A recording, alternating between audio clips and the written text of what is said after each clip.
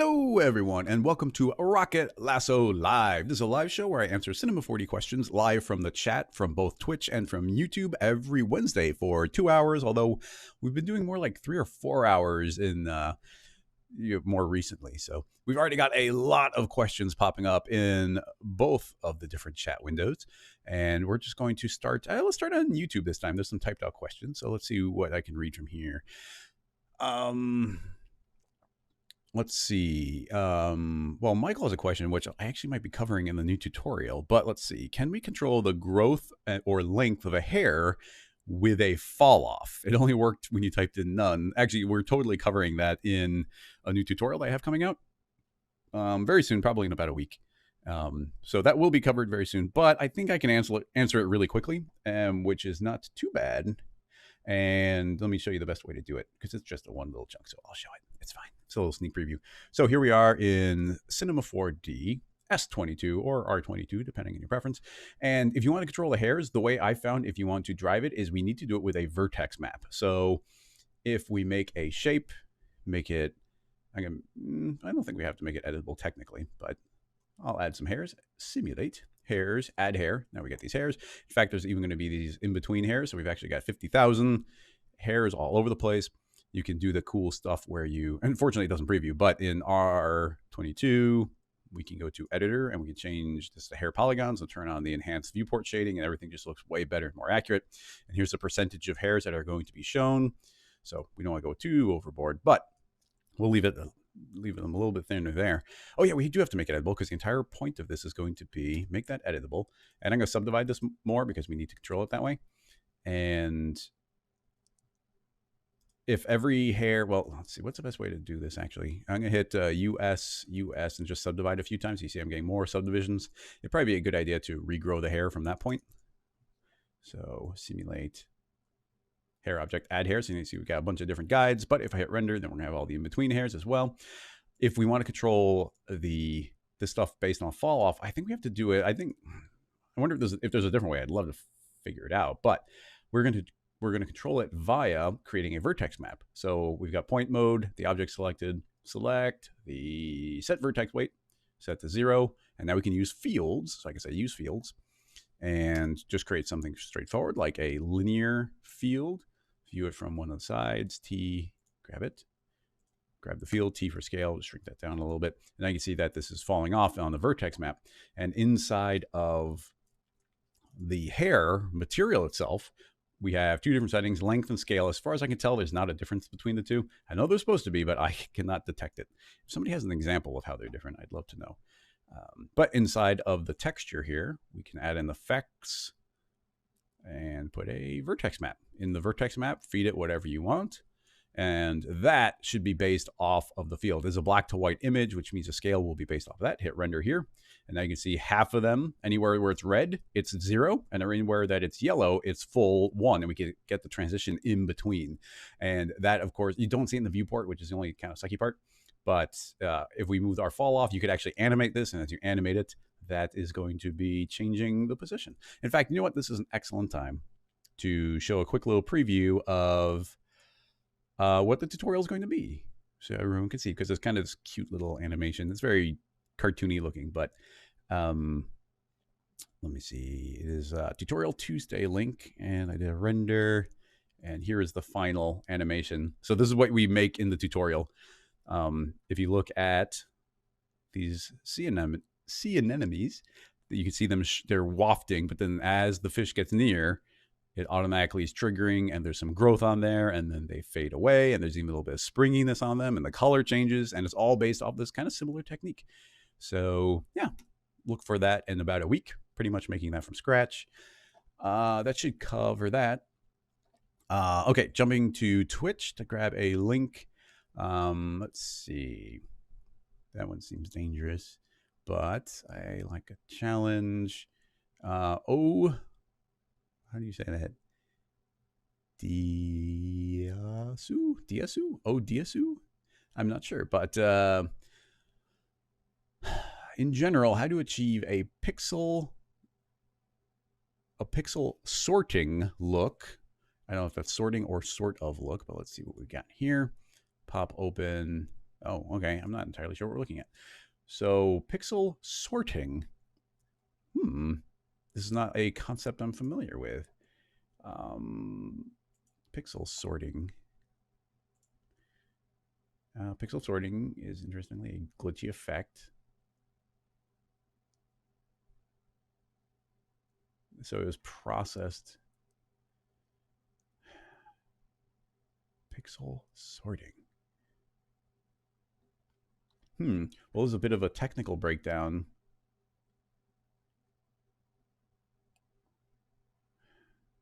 So it seems to analyze like points that are of a particular contrast and then takes one of the pixels on the edge and then drags it all the way across the entire image. Well, I mean, it definitely sounds like it's going to be very code based, like very specific and code based. I mean, this result is really neat where you pick an orientation that probably finds every pixel that is specific to that. And it seems to transition. Actually, even that seems to pick like the point on top and the point on bottom and do a smooth transition between the two. That seems really specific. It's it's not something I'm terribly familiar with. I've seen a couple images that sort of do this type of thing. I'm trying to, I mean, we need to mechanically understand it to do something overly specific, but a lot of really neat, yeah, it's definitely seems to be code based in its, oh, even this is an interactive one. Yeah, okay, this is actually kind of a neat exercise. So we can see as this is changing the mask, and it does seem to pretty much be, no, maybe, I don't know. I'm trying to see that. It turns into a really smooth gradient. I don't think you have smooth gradient if I pulled away. So the way it's picking those images, picking the color of the pixels specifically, I'm not sure how it's choosing that. Like, does it just fade based on the gradient? You'd have to push it further for that type of thing. More a deeper understanding to really go too much into that. Having said that, I don't know. Let me think if there's any kind of approaches we might be able to take here. I guess I'll save this file real quick.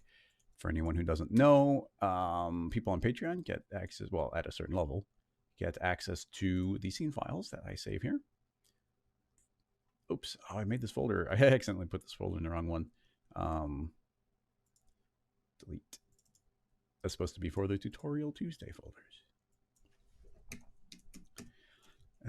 What do we got here? Hair scale from field. And now we've got some pixel processing. Now, I actually don't even have a super specific thing in mind. We could treat each one as a hair. We could try and treat each thing as a clone, but neither of those things is going to create a gradient on the object. How would you create a gradient on the transition from one color to another? I don't even think that's possible. Nothing in cinema would enable. Yeah, I really like the technique and I'd love to do some stuff. And I feel like there are some cool things that won't be like that, but I think would fall into the same camp. Let me find an image. Let me find just something that I've got handy. Maybe I have a robot render recently. That makes for easy content to reference. Number 4 renders. Yeah, I got lots of stills of this one. So, yeah, this is a bit of a spoiler for the character that I'll come out with. But I'm gonna make a material, and can I just drag it in? That'd be great. Copy that in as a material, please. Yes, copy it in. I didn't save the file, so that probably copied someplace weird now that I think about it. But I've got this image of a robot. I can apply this. You see, there's my robot image. I just wanted something that I have, that I own that I could share. So that this is now placed onto a plane, and we could subdivide the plane pretty much however we want. So let's try 100 by 100 and create hair. Man, we've been using a lot of hair lately. I'll say character. Actually, I'm trying to think if there's some additional cool details we can do. I'm thinking, why don't we rotate this? Like, I want to say 90 degrees, but I actually don't want to do 90. I want to go back just a little bit. So I'm going to go back. Yeah, let's go back 10 degrees. And with that in mind, create hair. So simulate hair object, add hair. And now you see, boom, we got all these hairs. A little bit long for what I'm thinking. So we will scale those back to, let's say 20. So there we got a length of 20. Currently, gravity is going to pull everything way down. But my thought here is, what if we made these? Currently, the hair is growing based on a normal, but let's turn that off and just say direction. And I want the direction to be Y. And I don't, let's say update guides. That doesn't seem to do it. I'm going to say regrow. There we go. By saying regrow, you can see that these hairs are all pointing straight up now. Now we have all these individual hairs. There's exactly the count that we have, and I want to keep it that way. So currently under hairs, I'm going to say I want these to display as guides. And inside of our hair material, we can tell it to reference the surface of the object. So if I turn that on, I don't want the illumination of a shadow, but I do want the color. Currently it's set to normal, so it'll override everything else. Let's get rid of the specular, so it's very flat. They're going to be very thin right now, but we'll deal with that in a moment. And I want them to have no depth or shadow right now. So under illumination, let's get rid of roughness and get rid of diffuse. And that's going to make it completely flat shaded. And let's turn translucence all the way up. So now it should be kind of like luminant shading, although we have shadows, but there are no shadows. So that should hopefully do it. And it should take on the texture of the object that's on. I don't know, but let's hit render. Okay, yeah, oh, it totally is. You can see that we have individual hairs now that are taking on the form of the image of the plane. Now I want to see if we can hide the plane. Yeah, if we hide the plane, it's actually going to stop changing the color, but I recently found a workaround to that, which, a week ago I didn't know this. But if we want this material, I want this not to show up, but we need this material, then the way I found it, you can't turn on alpha, that won't work, but we can turn on transparency, get rid of all this refraction, and now you can see that, and we don't need reflection. So there's a transparency, but it still has all the color information. So if I hit render, now you can see that we have the hairs, but that image doesn't show up. So now we've got a series of individual hairs, and each hair is 100% just colored the color of the pixel that it was currently resting above. So we should have a lot of control over this, as far as we can go into our hairs and turn this on auto, and now we should have a bunch of hairs. Hit render, and it should fill them in between. We don't actually need that many. Oh boy. I'm going to hit escape. I don't know why it it might be trying to reference all the different colors and whatnot, so I might have gone a little overboard there. I got to stop well, hopefully I got to stop. It's still choking a little bit, so I'll see if I can force it. Turn off hair, please. Turn off the hair. There. Okay, geez. This is perhaps too many. I'm going to drop it to 1,000. And honestly, we only need one segment because currently we're not bending them around at all. So we'll chill those out. There's already a lot of guides, so that should be better. In fact, this is fewer than we originally had, but I should be able to turn it on. Yeah, so there's going to be fewer, but now I can add a 0 to that, and hopefully that's not too bad. Hit render. And there we go. Now we are able to arbitrarily make as many as we want. The alternative is saying leave this as guides and change the count of the object that we're feeding it on. Right now it's 100 by 100, but I could say let's do 200 by 200. And with 200 by 200, we have to regrow or add more guides here. So I'm just going to add a higher count level.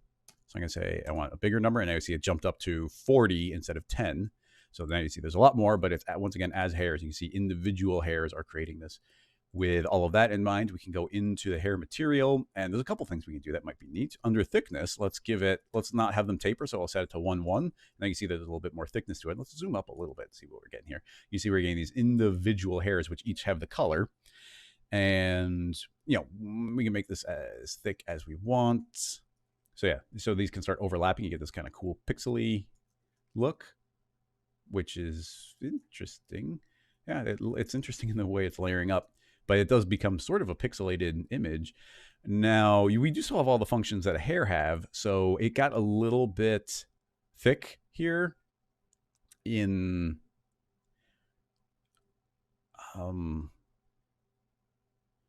I'm a little confused. What are all these little brown dots that are everywhere? It seems like every other pixel is a brown dot. Now, I don't understand that. Yeah, see, it's like color, color, color, but there's no brown dots in there. So I'm not sure what to make of that. What is causing that?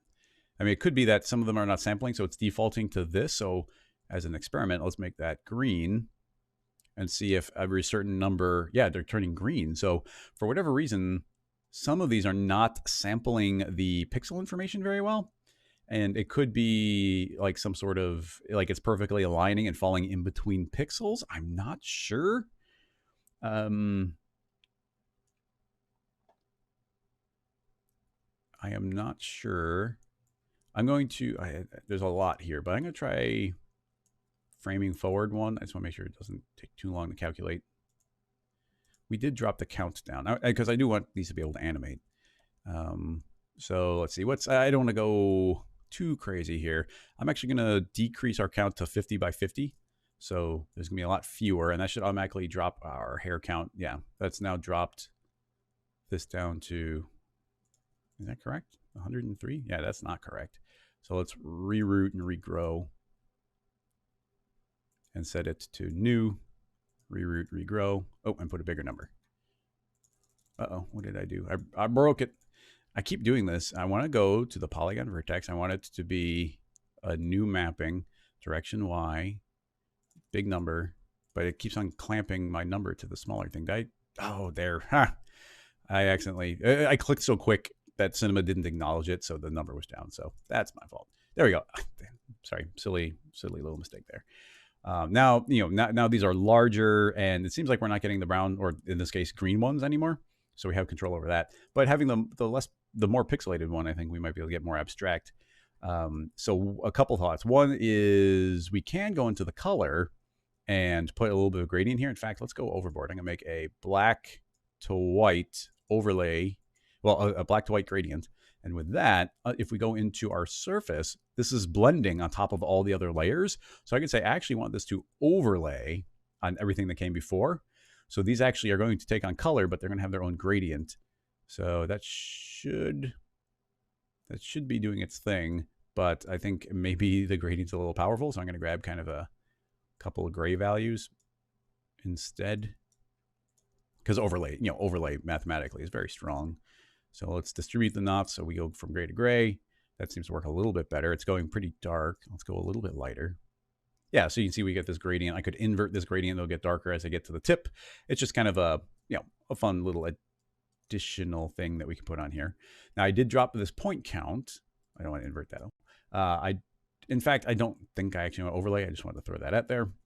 So I did drop the point count because now we can add a couple of segments into it. I'm not sure. Let's go with 8. And that's already going to match as guides. So we get play, and now gravity is going to take over and do whatever it wants to. So we could, let's see, let's turn off gravity in here. So inside of the hair forces, no gravity.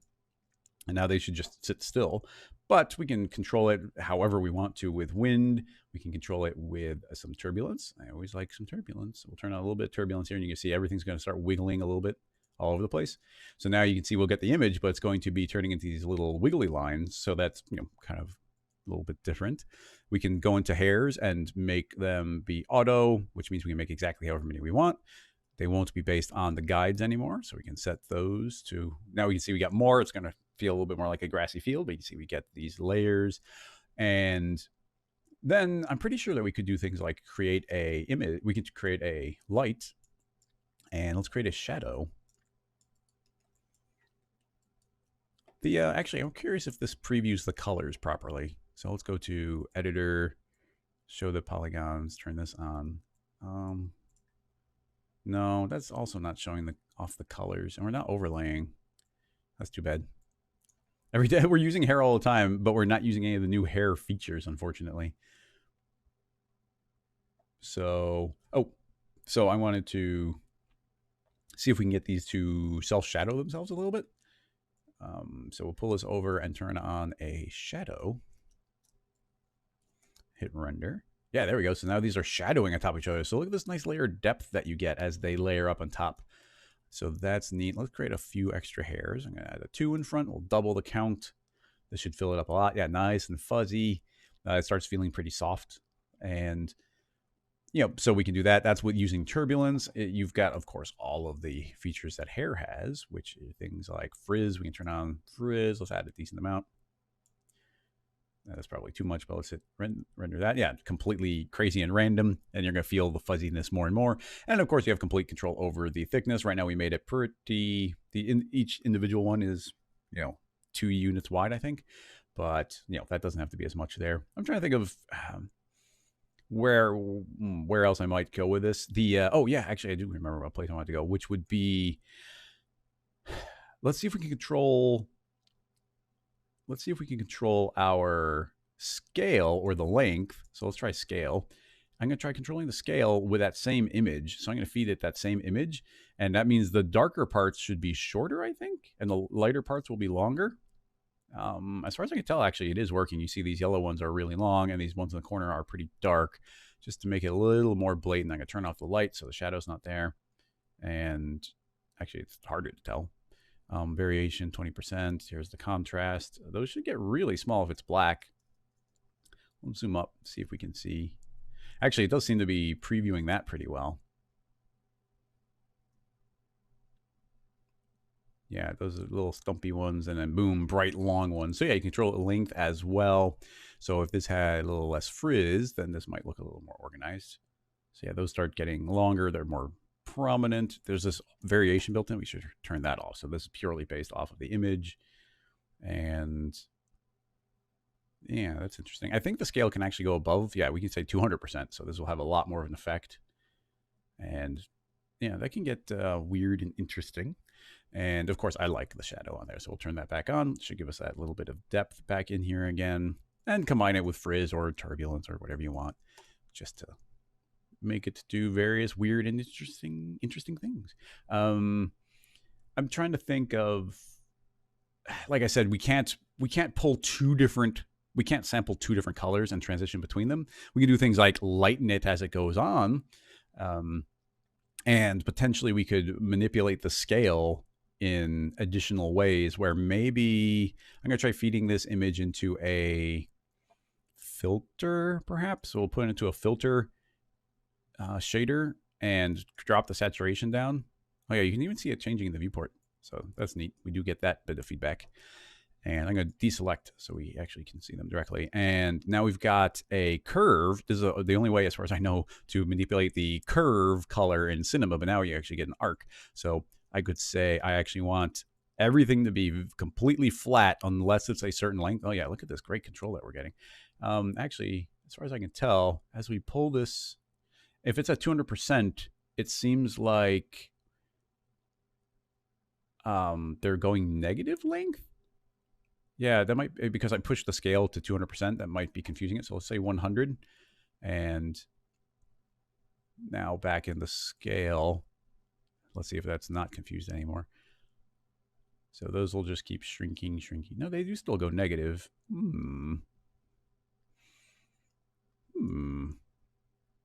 Clip it. Of course, that wouldn't work. How is it going negative?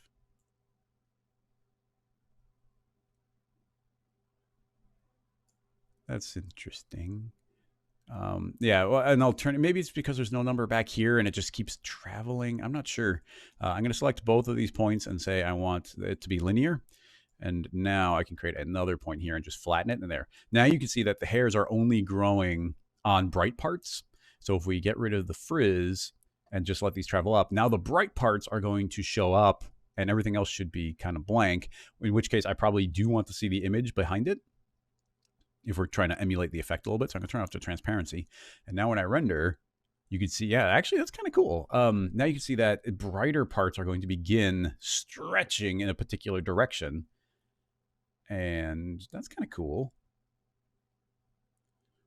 They could, I mean, man, there's a lot of different ways we could combine. We could add some transparency.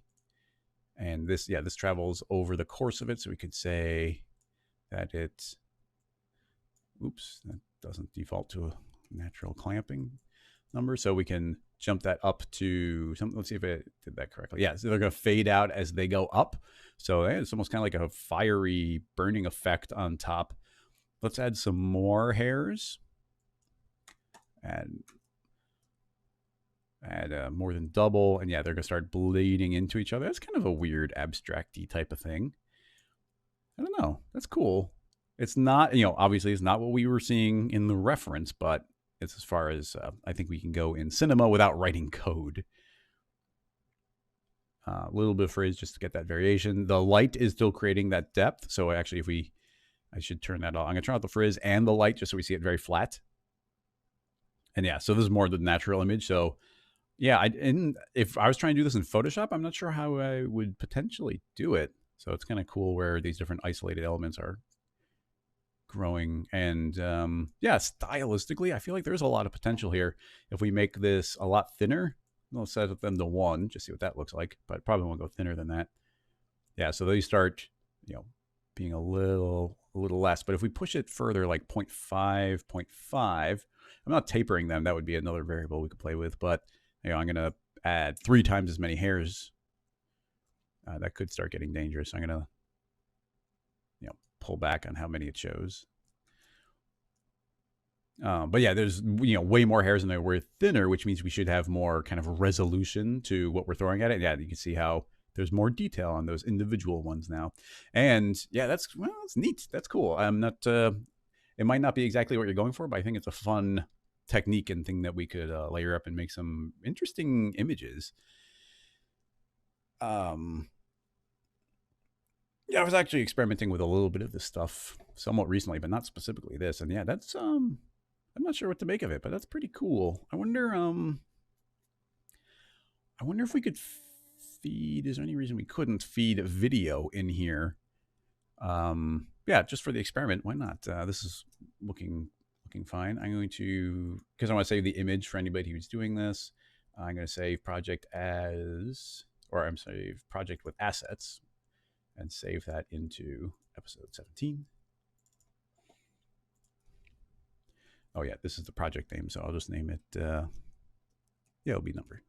It'll be 2, and it'll be hairs as pixels.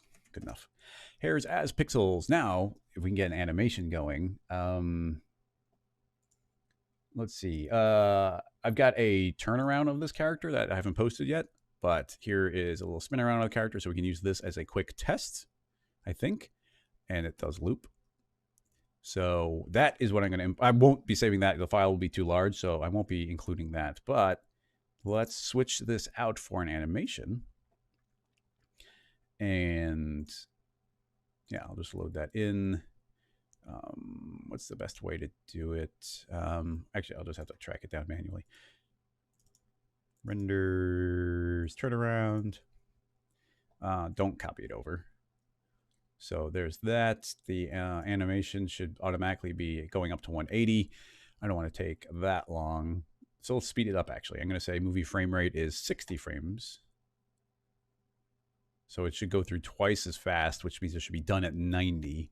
I'm not sure about that. But if we turn off hair dynamics, then these should just kind of exist frame by frame. And I think, we also need to go into the hair material and feed the same thing in. Because we've just, that's that material. And yeah, now we need to go into hair, which is viewing it on the surface, but the scale is also viewing it.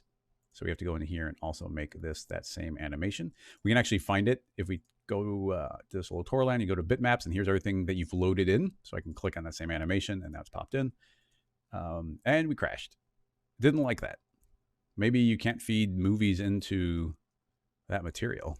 Man, that was just a straight up boom, cinema's dead. Whoopsie. And it's not fully crashing, so I'm going to force it to quit and then open up cinema again. Interesting. Well, we can try again. It might immediately freeze again, but I just saved, so we lost like 20 seconds. It is a .mp4 for whoever's asking that. Yeah, I mean, I don't have a TIFF sequence handy, which is why. I mean, I can go and make one, but it's not handy. But just for, I mean, we might immediately crash again, but I want to find out. So we will go back to, because of crash, it didn't save the file in the recents. So we have to go in here manually, open it up. And I'm going to immediately jump into the hair material, go into scale, go into the filter, and manually load in the animation. And let's see if we immediately crash again. I mean, repeatable bugs are always good for Maxon. They can be like, okay, if it can be repeated, you can fix it. Open. I'm going to say yes, copy it over. Oh, it didn't crash. So I don't think it's inherently a problem. So animation, same deal. I'm going to double the speed. So it probably will be done at frame 90. Assuming that that works, I'll save it as another version and change the base material. I won't do this drop-downy version because maybe that's not what it liked. Open this, and that's fine. Animation, 60 frames on that as well. Seems fine. Render.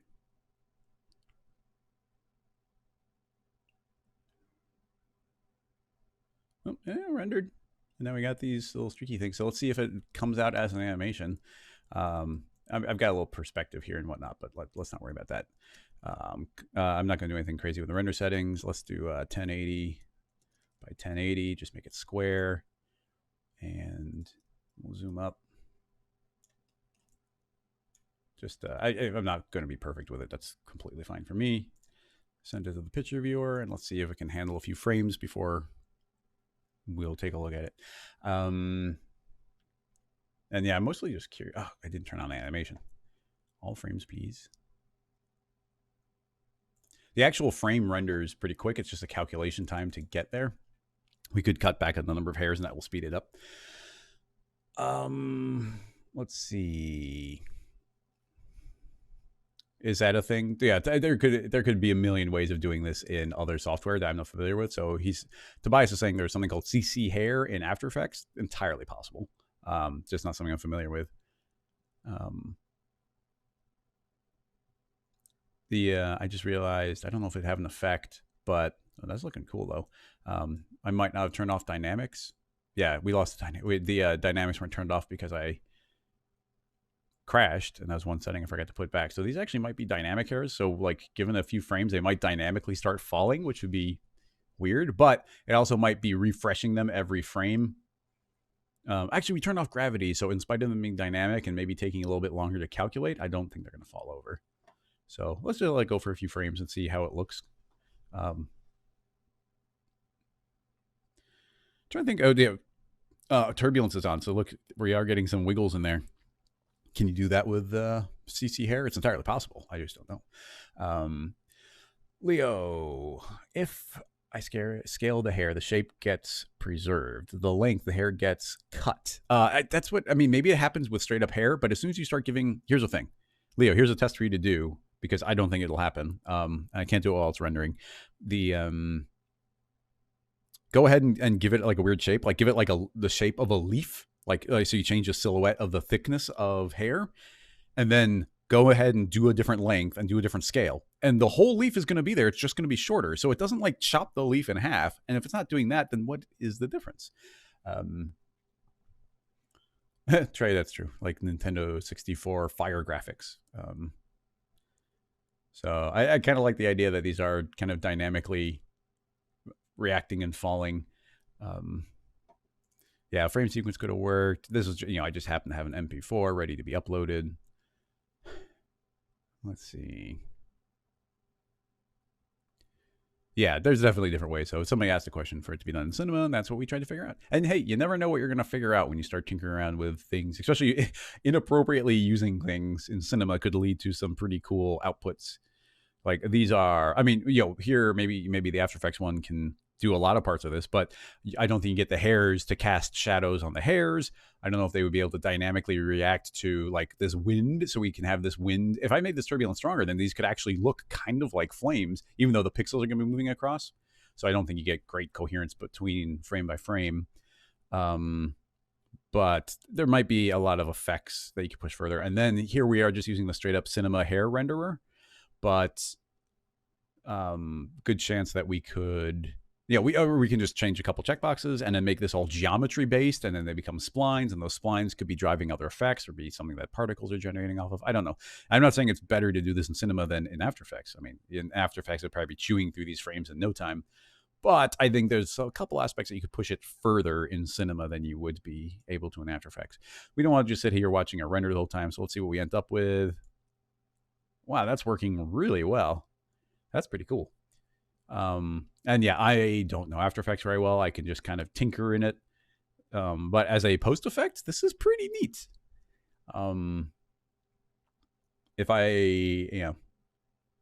If I posted this on Instagram, I think people would be like, wait, how'd you do that? If I was just like straight Cinema 4D, it would be true. But yeah, processing after the fact based on the scale and just the color. So yeah, only the brightest points are having any effect. That's pretty neat. If you were to mask it, I mean, even that would be, I'm trying to think of, when it would be appropriate to do it here and other places. But, somebody who has more of an expertise in post effects would be able to speak to that better. But for my money, I couldn't have done this any other way or with my base knowledge. But yeah, we pushed this significantly further than I thought we would be able to. So thank you. That's why even we get a question like that where it's like, well, they made it with code, we can't make it. It's like, well, let's see how far we can push it and figure out if there's anything cool to do here. Start when rotating, shrink the hair for a reveal. Oh, that's true. I mean, it could look really weird and abstract and get smaller. Everything could have the hairs. They could be really frizzy and then slowly stiffen up. Sphere Factory, is there a way to clone objects onto the tips of the hairs? Yes, potentially. Well, I mean, here we're making like 15,000 of them, so you wouldn't want to do that. But I think that's really cool. Look at this really nice fuzziness that everything seems to get. I'll show you how to clone onto there as soon as. Well, this is going to take another 5 minutes to finish rendering, so we don't have time for that. But that's looking pretty cool. I'll render it out when the stream is done. And yeah, that's pretty cool. But I'll show you how to clone onto the tips of hairs, although there might actually be multiple ways of doing it. I'm not certain, but let's close this. It'll probably take a second to figure out that. That's fine. Now we got way too many, but let's just make a new file. I'll save that. New file. And we'll just do a very clean, simple version like a sphere. Add some hairs. And I'm again going to make it, I want to have direct control. So I'm going to say I want to clone the hairs as guides. And now each one of those is very directly a, every one of these is a hair now. So the only way that's immediately jumping to mind, and let me check. Well, there's one way that immediately jumps to mind, but an alternative method, I just don't know if it exists, is maybe in Espresso, you can get access to the hair. I've just never really played with the hair information. So there's hair, collision, intersection, hair points. Yeah, so here's hair points. We feed an object, get a position, and this might iterate out. What parameters do we have? Yeah, it's the guides. We can reference an object, and that might spit out like a bunch of different iterations. But the thing that immediately comes to mind to me is, let's tell this to, it can render the hairs, but I'm going to say generate type spline. So it's actually creating a spline object as well. So if I render, actually, where are the hairs? Did I paste in here? Why aren't the hairs rendering? None. They do render. Spline, they don't render. That's weird. Because it's still saying render hairs. I don't want to just, I thought it usually did both, because if we told this to generate geometry, if I said make triangles, it'll do both. Like we'll have the physical geometry and the hair both on top of each other, usually. But, well, let's, we can always, there's a spline. It's rendering out as a spline. Or not rendering, but if we took this hair material, actually the hair material is already on there. If it's generating as a spline, it should render those. I'm confused by a detail there, but let's not get too lost on a sub detail. Make a cube, a cloner, cube in the cloner. Cloner will be set to object mode. The object will be the hair object. These should be a series of hairs now. Currently cloning on as a count, but instead we can say I want there to be, what what's the way I usually do this? We can say step even, let's say even with a count of 1. Yeah, even, I'm going to say even with a count of 1. So now there's 1 per hair, essentially 1 per segment. And one of the advantages here is hair is outputting a spline, and it's a single spline. It's not, this isn't like, oh, this isn't 100 individual splines. It's one spline with 100 segments, which calculates a lot quicker. So you see it's all the way at the bottom, but if we just take the offset and push it out, actually, this is definitely something I found is if you take the offset and push it out, then it's going to work, but you just can't go quite all the way. You can also grab the start and push that. But if you go all the way to the end, then it's going to pop. But maybe if we turn off loop and push this there, if you turn off loop, then you can go all the way to the end. So there we go. Now these should be cloned onto the tips of those. It might look a little bit weird refreshing in the viewport. No, it seems to work. So yeah, now these are each, it's running all the hair simulation. Those are each falling. I'm not sure why it's not rendering the hairs. Yeah, that's actually throwing me off because I'd swear turning that type of thing on in the past, they'd still render, and it still says render. And these should be being treated as splines now, and hairs render on splines. If I make a helix, so there's a helix, and if I copy the hair material onto there, then look, the helix rendered. So why is that one being treated like a spline, but this hair object, which is a spline, isn't being treated like a spline? That's weird. I'm gonna turn off render hairs. No, that didn't help. Local free. Yeah, I'm not sure if anybody has any idea why that's happening, but I'm thinking, well, I'm thinking it's a bug, but I could be doing something wrong. Got to leave the door open for that possibility. I like that one up top. It's like a Homer Simpson hair. It's just like, so yeah, that can be neat. That can definitely be neat. Oh, that's this R21 and now R22 refresh bug is just driving me bananas. You see, if I hit stop, it's like, okay, that's cool. If I rewind all the way, it didn't refresh. You saw even the splines didn't refresh, and you have to like go frame. I had to go frame forward, one back to get it to refresh. And it's just all over the place. Drives me bananas. Okay, that's all good though. We tackled a couple little different tidbits there. I guess I'll save this before I forget. Let's not be inside that file. 3A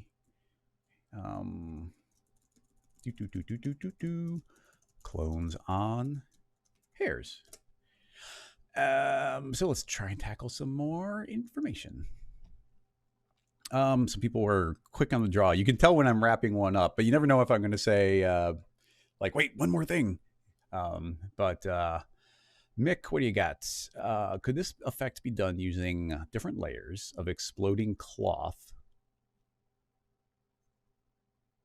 Oh man, I'm a little bit worried here. Can this be done using different layers of exploding cloth, like layers for skin, muscle, and blood, rather than a fluid sim? So this is, it's an Instagram link, so we should be able to see the artist. Pull this over. Ooh, that's looking pretty horrific. Let's see. Is there audio? Yes, turn off the audio. Whoa, nasty.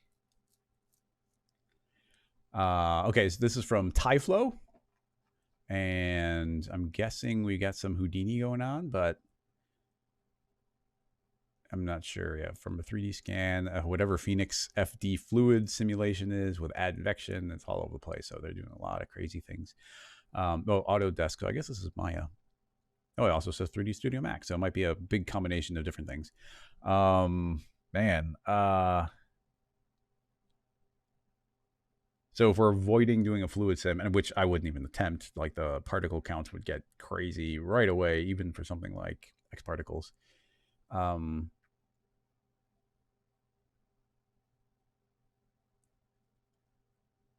that's like, I don't know, it's grotesque, but it's also, it's not like realistic. Like it's very stylized, which is what's kind of fascinating by it. But yeah, there's a very kind of cloth bubble tearing look on it. Yeah, okay, so Tyflow apparently is is Tyflow a company that makes the particle system? Maybe. I don't know. But yeah, thanks for the heads up, Michelangelo. Well, I don't know how far we can push this. We're gonna keep it as simple as we possibly can, which means we're just gonna work from a sphere. We're gonna be running a couple layers of it, so we're gonna keep everything pretty low poly. I think nothing further than that. So We'd have to run, because you can't tear. The only way to tear something, unfortunately, is with the Cinema 4D cloth sim, unless we pre-break something with like a Voronoi fracture. We don't want to do that. Unfortunately, working with cloth can get a little bit clunky as well, because you have to keep on copying the tag because it can't handle the model underneath changing. But let's begin with the basic version. We'll create cloth. Let's have no gravity, and pretty much we just want to do a big kind of force explosion on it to start out with. Do the first layer. So I'm thinking, yeah, we just need a force to push it away. So I'm gonna say forces, attractor. Actually, can you feed field forces through it? Because I don't really like using attractor. Attractors are not very controllable. So let's try using a field force. I don't see why it wouldn't work. So simulation, forces, field force. And the reason I like field force better is we can have better control over the direction. So I'm going to crank this up to something way too high, so like 555. So we should be able to definitely see something happen. And I'm going to create a spherical field, and you can see this is creating a lot of direction. And we can give it full strength in every orientation by cranking up the inner offset. So this is now full strength everywhere. If we go to the display, we could create more lines, so it's really going to show the direction, but we don't need to do that.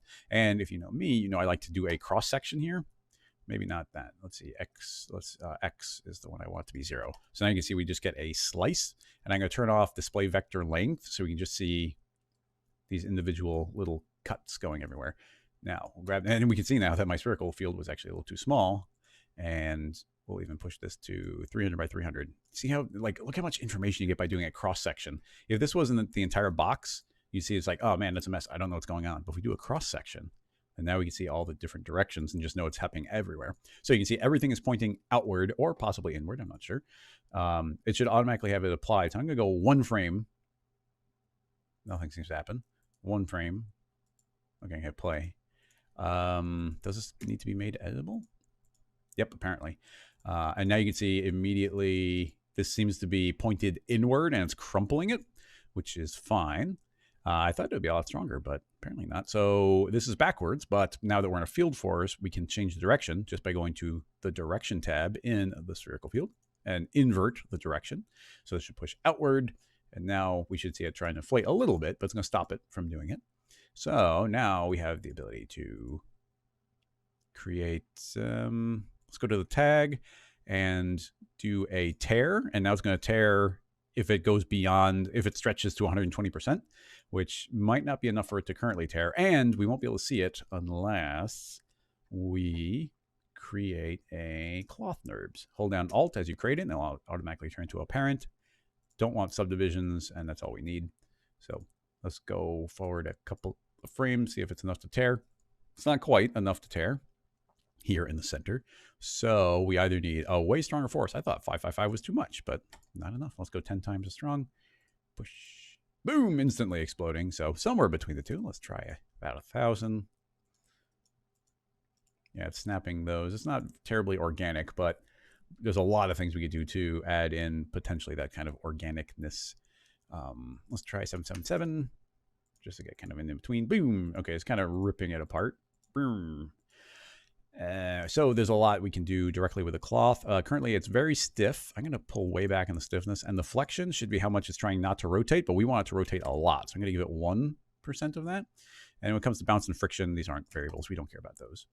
So let's see if that does anything for us. Okay, that's just instantly popping, which probably implies, I'm worried it's stiff. Let's pull the stiffness back up again.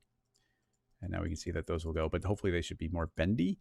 But if we start pulling back on the stiffness, I'm going to go to 10% stiffness, but that probably means our field force can be way weaker. So I'm going to drop it down to 77. Play. Okay, so somewhere between the two. Okay, that's enough to break it. Rip. Now, because it's based on the polygons that actually break, the in-between ones just disappear. So it's kind of, you always get this loss. There's a loss of fidelity as this grows and it's able to stretch. You can see that we lose all the in-between polygons. So if you don't have a high enough poly count, you're going to really see the point where they rip, or just way too much of your percentage of geometry just goes away. Now, I was hoping to do multiple layers here. I'm thinking we should subdivide this by 1. U Shift S, and it'll pop open this so I can say I want to do a smooth subdivision. Now, hopefully that won't break the cloth, but there's a good chance it will. That seems to still be working. Although it's just, now it's a very different type of, I've definitely found some simulations don't like this type of subdivision. It just doesn't know what to do with it. But let's not, let's put the stiffness back again. Maybe split the difference, 55. Yeah, it sort of works. 75.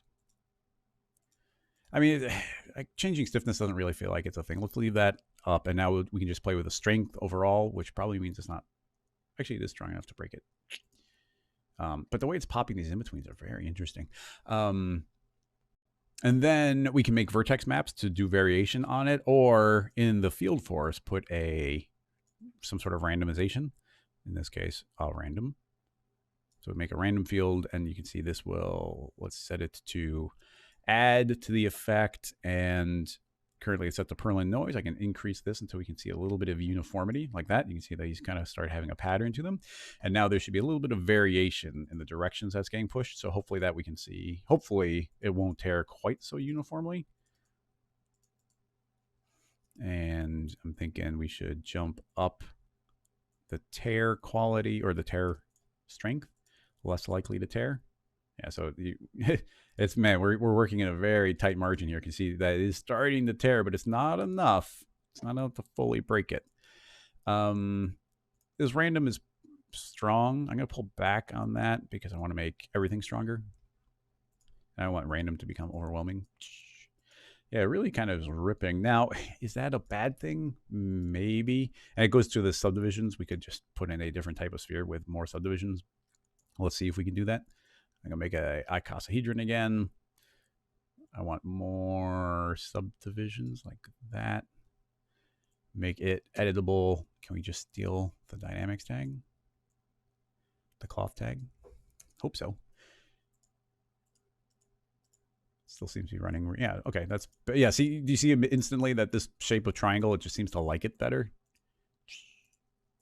Now, I do have to say that it's still breaking in a very patterned look. Yeah, look at this very distinct pattern. So clearly the shape of these triangles, like there's a weak point based on that structure. So I don't want to go, I don't know. Let's create a vertex map, because why not? Vertex map 0, and it will use fields, and I'm going to create a new random field, and we'll just let it randomly generate the various weights inside of it.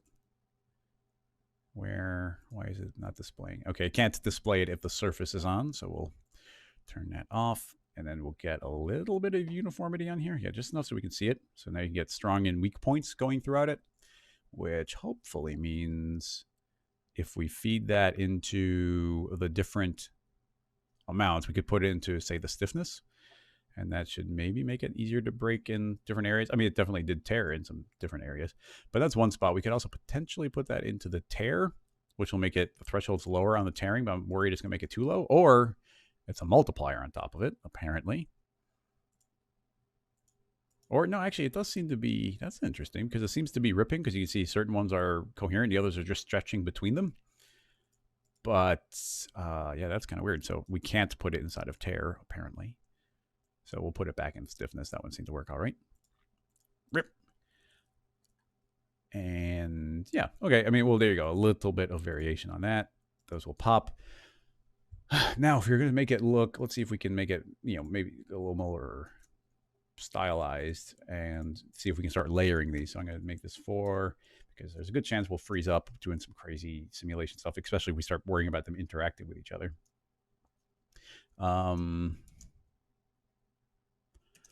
Layered cloth for skin ripping. I can't think of another way of describing it.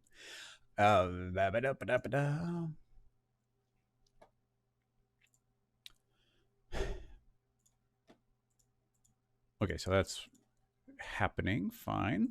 Now I want to experiment with a smoothing deformer. because that'll just happen after the fact and how smooth it'll go. Let's just see if it looks a little bit better. NA, so it's flattened out and we can see these individual pieces. Here's what the smoothing is giving to us. I mean, it's definitely making it so they're not stretched out in those weird angles. Yeah, it's not hurting. The entire thing could be put into a subdivision surface. We'll just subdivide by 1, 1.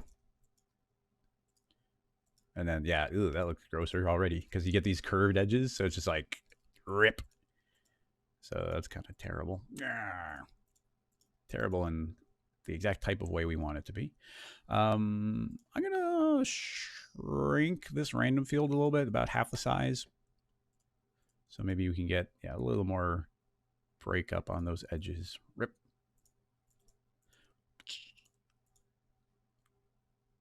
And yeah, a lot. I mean, if we tweak the force and we have to tweak how much the tear value is, if we jump this up to 140, then maybe there'll be less tears. Somewhere in between, yeah, they're slightly larger chunks now, and even some multiple rips, which is nice. Okay, so let's just call this like layer 1, and I'm fine this one being completely flat. So next up would be essentially the entire rig again. So we'll copy and paste, move it down, and we need some colors here. So I'm not going to worry about going super detailed, but let's get. I'm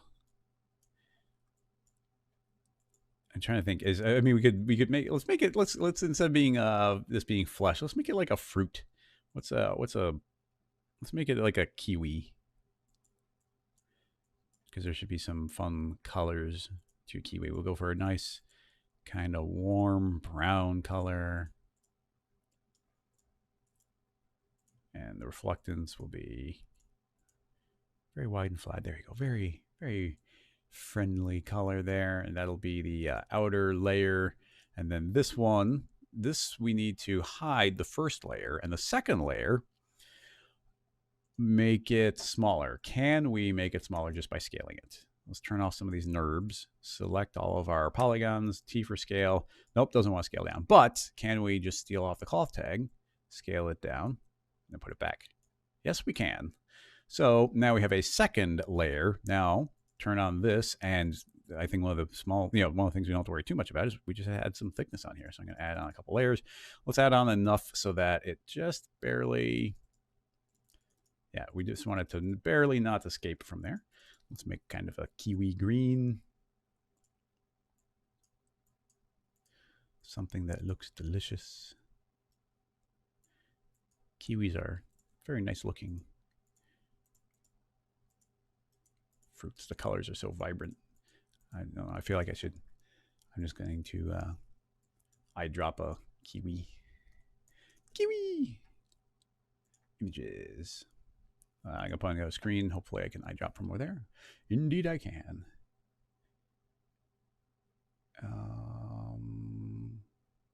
Right about there. Okay, way more yellow than I thought. At least, based on that lighting, I will make it a little more green.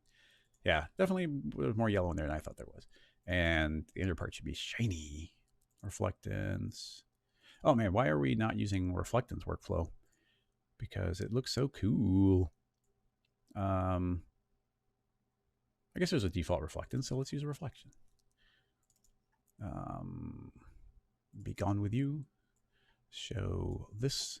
And then we can just start building in reflection. Why are we using specular when you would use a Beckman or a GGX even better? So goodbye specular, hello reflection. There we go, delicious.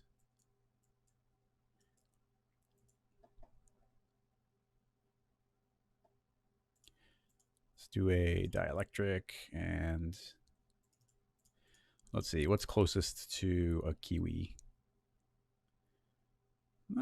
It's probably just water. So we'll just do a water-based one.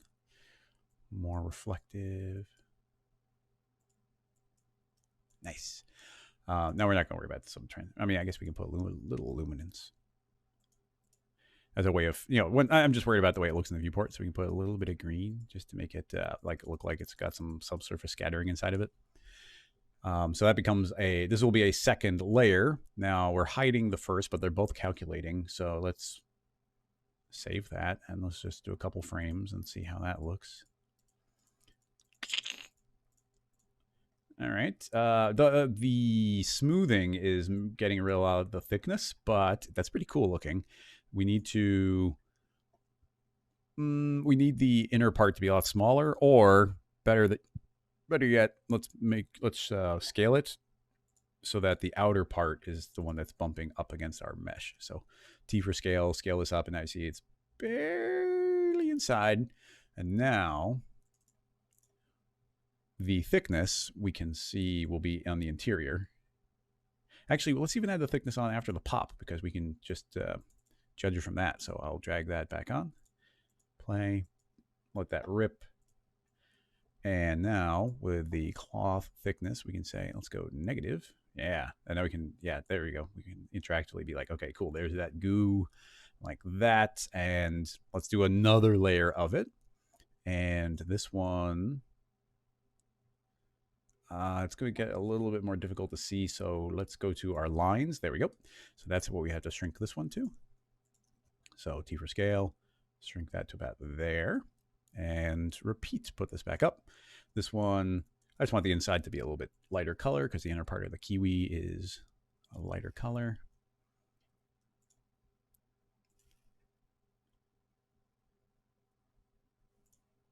Like that.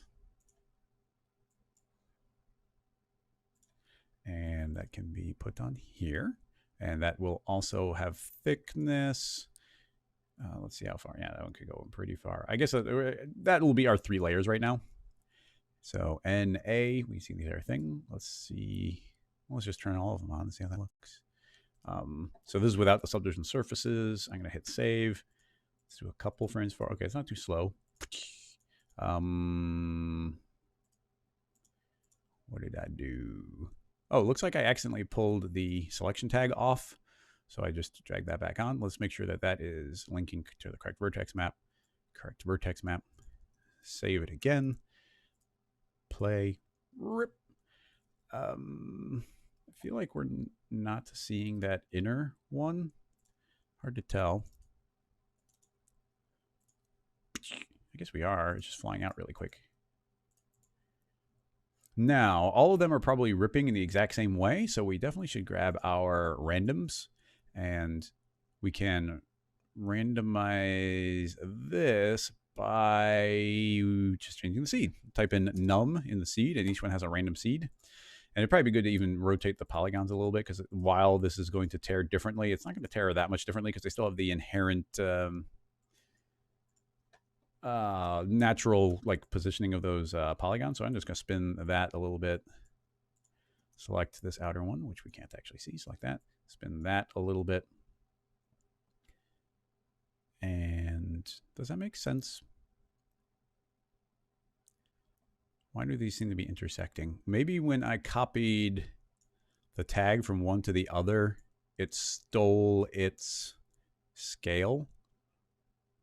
Unless we... Yeah, this one should just be... like I said, it's a pain in the butt using the cloth tags because they reference the original object. Or like it stores the information in a weird way. That was supposed to be that big, and for some reason, moving the tag onto it reverted it. Now this time it didn't. Let's go 1 frame forward, and that seems fine. But maybe copying directly from one to another steals its kind of like scale and rotational information. So that was supposed to be like that. And now this one is supposed to have a certain amount of thickness, lines NG. I can't remember that one. So that's how thick that one is, which means that's how thick this one should be, which is approximately correct. So there we go. That's layered up a little bit better. NA, save. Let's go ahead and hit play. Now this needs that one dragged on. Yeah, I mean, it's not layering up terribly.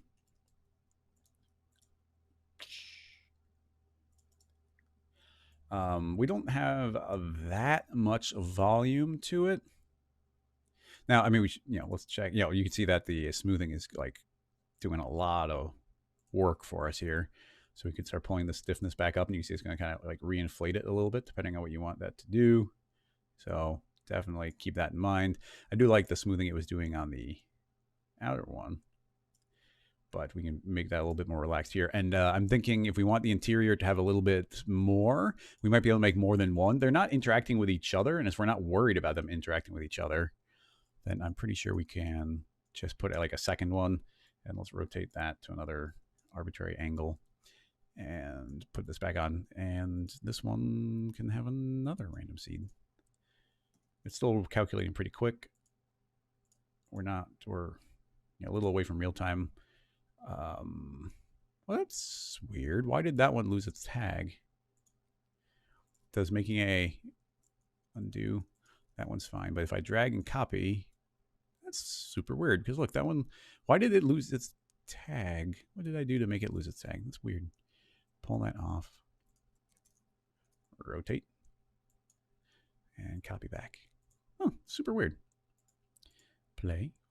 Yeah, so now there's a little bit more goo on that one. So yeah, these can layer up pretty well. And I mean, yeah, just using cloth to layer all of this up.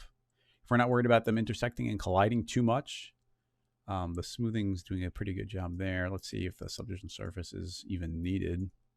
I mean, I think it would be for the outer skin, but let's clean up a little bit.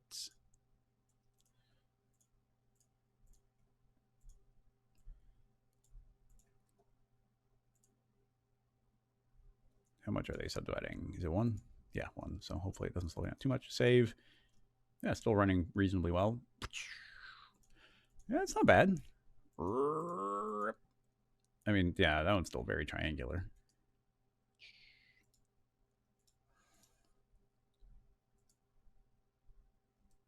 Yeah, it's kind of neat. It's working better than I thought it would.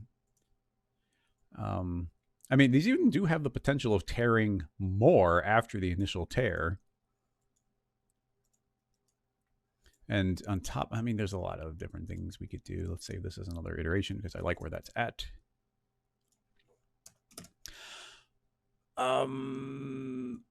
Like we have the size, so I think they can naturally scale up. I don't know if they scale up automatically. That's a little dangerous. Let's go 111, see what happens. Yeah, a thought is if we keyframe that from its default and then over the course of a few of these frames, let's go up to double, which should be like really emphasizing. I'm not sure what it'll look like, but if those do scale up, oh, weird. Maybe that unrips it. I don't know. Let's give it some more time. Because look, it almost seemed to rip and then it like unripped. So maybe they're not, yeah, that can unbreak it. I didn't know that was even the thing that can happen. You got to find the nice balance between those. So 200 is too much. Let's see, it starts breaking right around as soon as it's bigger than the tear value. That makes a sort of sense. Let's drop this to 139 and see if that works. Yeah, that stopped it from doing that. There does seem to be a little bit of weird wiggling. I'm not sure. Also, maybe more tears are happening. I'm not sure because as one part of the mesh is expanding, it could be passing through a big cloud of random noise, which means different parts are getting weaker and it keeps tearing. And keep in mind, as we tear more and more and more, then you can just see how like it seems like these are sort of tearing themselves into nothingness. Look how they kind of scale into 0. Not sure what to make of that. It could just be the weakness that we built in with those tags. I wonder if we could animate those just to see if there's a simple solution. So this is their strength. So if we make the if we keyframe the minimum up, I would think it would kind of remember. So starting here, actually, we'll just do that. Like here, they're broken apart. I don't want them to really break anymore, so we'll crank up the min. So over the course of that one frame, it'll do that and see if let's see if they don't disappear now, but they very well might. I'm not sure how to. Oh yeah, so they don't. So that no, they do still. They disappear. They seem to take longer. Yeah, the forces could keep on tearing it apart. I am not certain of that. It'd probably take a while to explore that more, but Yeah, I mean, this is not anywhere near as far and as detailed as the reference, which obviously is craziness. Um, like, oh man, yeah.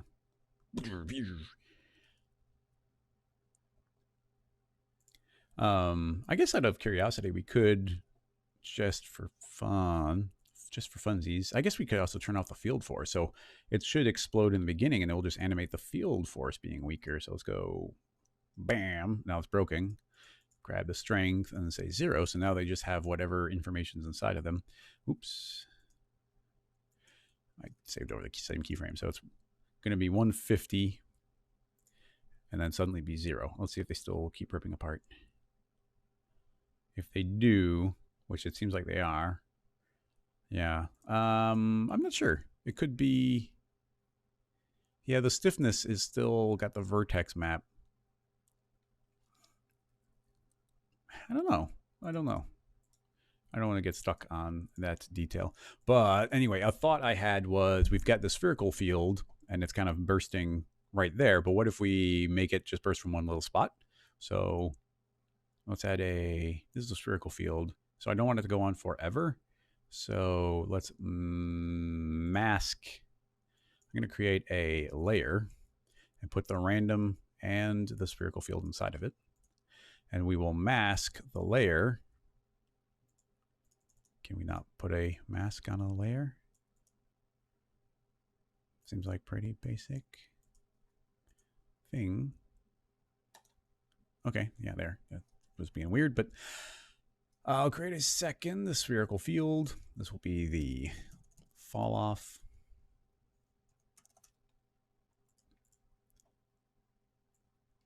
Boom. And now that one, what do we want that to be? I'm going to shrink it a lot, but I do want it to be in the proper position. So maybe we don't move the field force, but let's make all of these a child of that one just so I can scoot it over here. So now you see we can maybe burst just on this corner. So let's see what that does.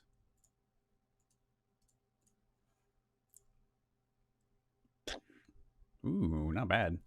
Now I guess it is these inner. Oh yeah, I didn't even think about it, but these inner ones are, you know, those exist left of it. But this, look at the surface burst. That's pretty great. Look at that. That's not bad.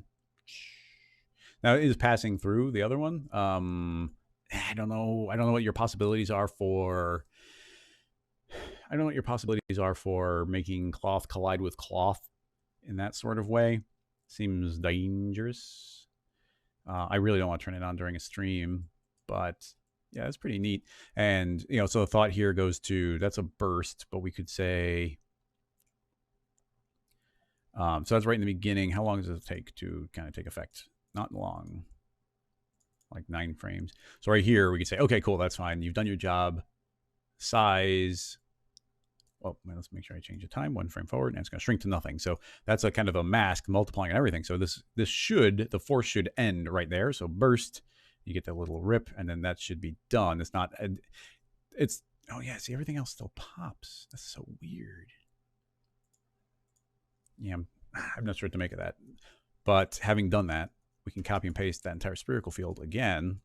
You know, we could probably link it in different ways, but let's just copy and paste the entire thing and drag it in it'd probably be good to, there's so much organization we could do. This is in the folder, but better than the folder would be a group. Yeah, let's just do that. Almost every time I make a folder, I regret not putting into a group. So we'll make a group field. A group field, you can't copy mask over, but you can make a new mask and drag everything over into it. So now the group field has those. And now we have the ability of copy and pasting the group field. And what's great is now I can just drag in the group field and set that to max. So whichever one's stronger at any given point. And this one gets moved to a secondary location. I should have zeroed it out. Zero those out. Grab this one, pull it near this surface, grab this one, pull it near that surface, and just grab our spherical fall off. And I need to duplicate that keyframe and duplicate that keyframe, holding that control. So now it's turned off, and now I won't have that one start until right around there, if that works. So we should get maybe that backwards. That's kind of weird. Isn't this one off? Yeah, size is 0.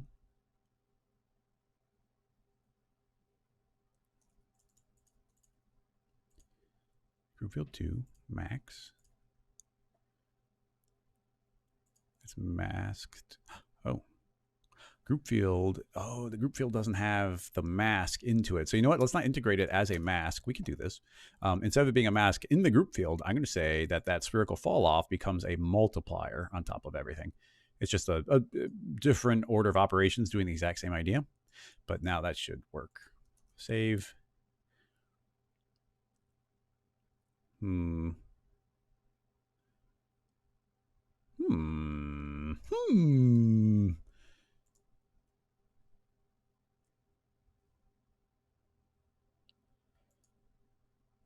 Oh, the strength is still on, but that doesn't account for everything. That one should be on at the beginning. And now it doesn't seem to be. What did I do wrong? Multiply on top of an add. Max on top of a normal. That all seems correct to me. That all seems correct to me.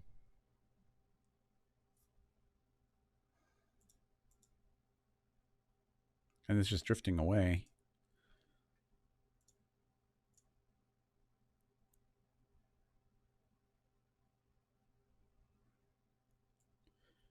I'm going to change it to add. I don't know. Let's turn that off. Just see if this one. Yeah, why did it lose all effect all of a sudden? The multiply should be identical. Multiply, color, it's applying the force. Maybe this needs to be on. Oh, yeah, I think those need to be on. That'll do it. Yeah, there. That's going to burst now. So let's turn this back on again. Set to max. So that should burst. And then hopefully up here we should get, boom, a second one exploding out. So yeah, you can set up multiple, like happen here, happen here, happen here. And right now we're manually doing it with these spherical fields, but you could just as easily potentially set it up with some sort of material being the mask, and the material could be moving around, like causing different places to explode. I want to move on to a different question. Otherwise, we'll spend all day on this one, even though I think there's some neat stuff. And, in the future, potentially we can explore it further. It's not perfect. There's definitely more to figure out and layer. But I definitely think there's some potential here for trying to see if different parts can catch on other parts.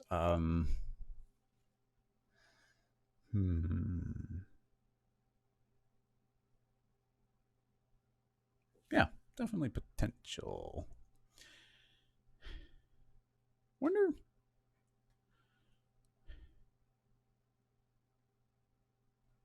Yeah, the tear is stored internally. Yeah. Yeah. Let me check the chat.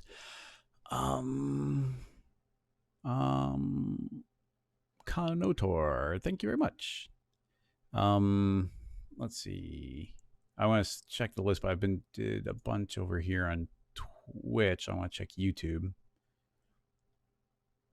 Oh yeah, those are tricky. Well, Kanotor, we might take a look at that in a little bit. Simulating a plant dynamically, but I'm not so sure about that. But let me take a look at YouTube. Peter, what do you got? How would you make a grid with squares and rectangles of the same width? Even L shapes. What? Make a grid with squares and rectangles of the same width. You gotta be a little bit more specific. Making a grid with squares and rectangles of the same width. I don't follow what you mean at all. Like a grid is by definition squares or rectangles because it's a grid.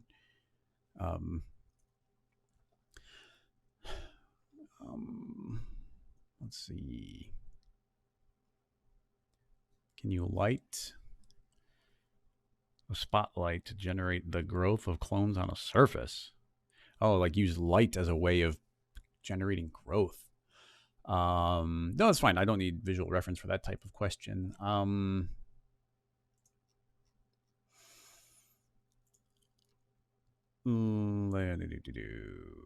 Let me think. I don't.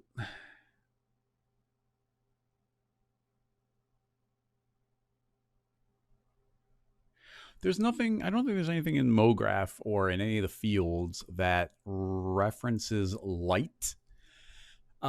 So there are certain shaders that do reference light, but not in the best way. And I'm not sure, definitely not interactively, but it's a curious question. So let's see. We're going to visualize this by making a plane and making a vertex map. Set. Oops. What was that? Convert vertex map. I don't even know what that button does. Anyway, set vertex weight and use fields. Don't freeze. So can we get this to acknowledge things via a light in any way? Now, actually, I mean, you know what? Like, I just thought of a way simpler way of potentially doing it. This wouldn't affect shadows, but like, I think we might be overthinking it, because if we were to make a spotlight, it's like, okay, cool, you got a spotlight. And if you're going to have this shine down, I was thinking there might be different shaders we can feed in. It might be worth checking out, but why overthink it? Because what we could do is use a cone field, which I think is literally one I've never used before, and put that in the light as well. Zero that out. And let's get the proper orientation, which will be Z minus, apparently. Z minus. And if we just kind of match it, so we do something like this, it's a little bit of a pain to place properly, but if we did something like that, make sure that the radius is matching, then that is now just doing whatever the spotlight does. So if we grab our light and put a little bit of random rotation on it, animation, vibrate, rotation, I don't know, 45, 45, 45, slow it down, 0.2, rotate. So this should be moving around, and then that will be a spotlight. And you see right here, this vertex map is actually taking on the proper color, and it can remember where it was because we can use something like a decay. And if we make it pretty high, if we don't want it to stay there forever, then you can do this, and you can see that now the spotlight is going to leave a trail everywhere it shines, which is incredibly straightforward, almost too much. So it's not actually based off the light, but in a lot of ways it might as well be. The only thing it's not doing is basing off shadow, but even if it's not basing off shadow, I don't know if any shader could base it off shadow. So you could get this kind of thing. Now it goes to, so the question kind of went to like, oh, could that then do something like grow a plant? Now we don't have a plant handy, so we're going to have it grow figures, and make a second light, illuminate everything. So we'll make a little figure fella, make a cloner, clone them. I'm pretty sure we should be able to turn on super multi-instance and create a bunch of them. It's going to clone onto a object. The object will be the plane. It's cloning onto the surface right now. Actually, that's fine. I don't have a problem with that. Transform. I want these to be -90, so they're standing properly. Excellent. Now we got a bunch of those. Take it a little further by turning on a random, which can have them, we don't need the position randomly, but we do need them to be randomly scaled a little bit. So they can randomly be a little bigger or smaller, and we need the rotation. So this can be up to 360. So now we have every possible range of them. We need a lot more.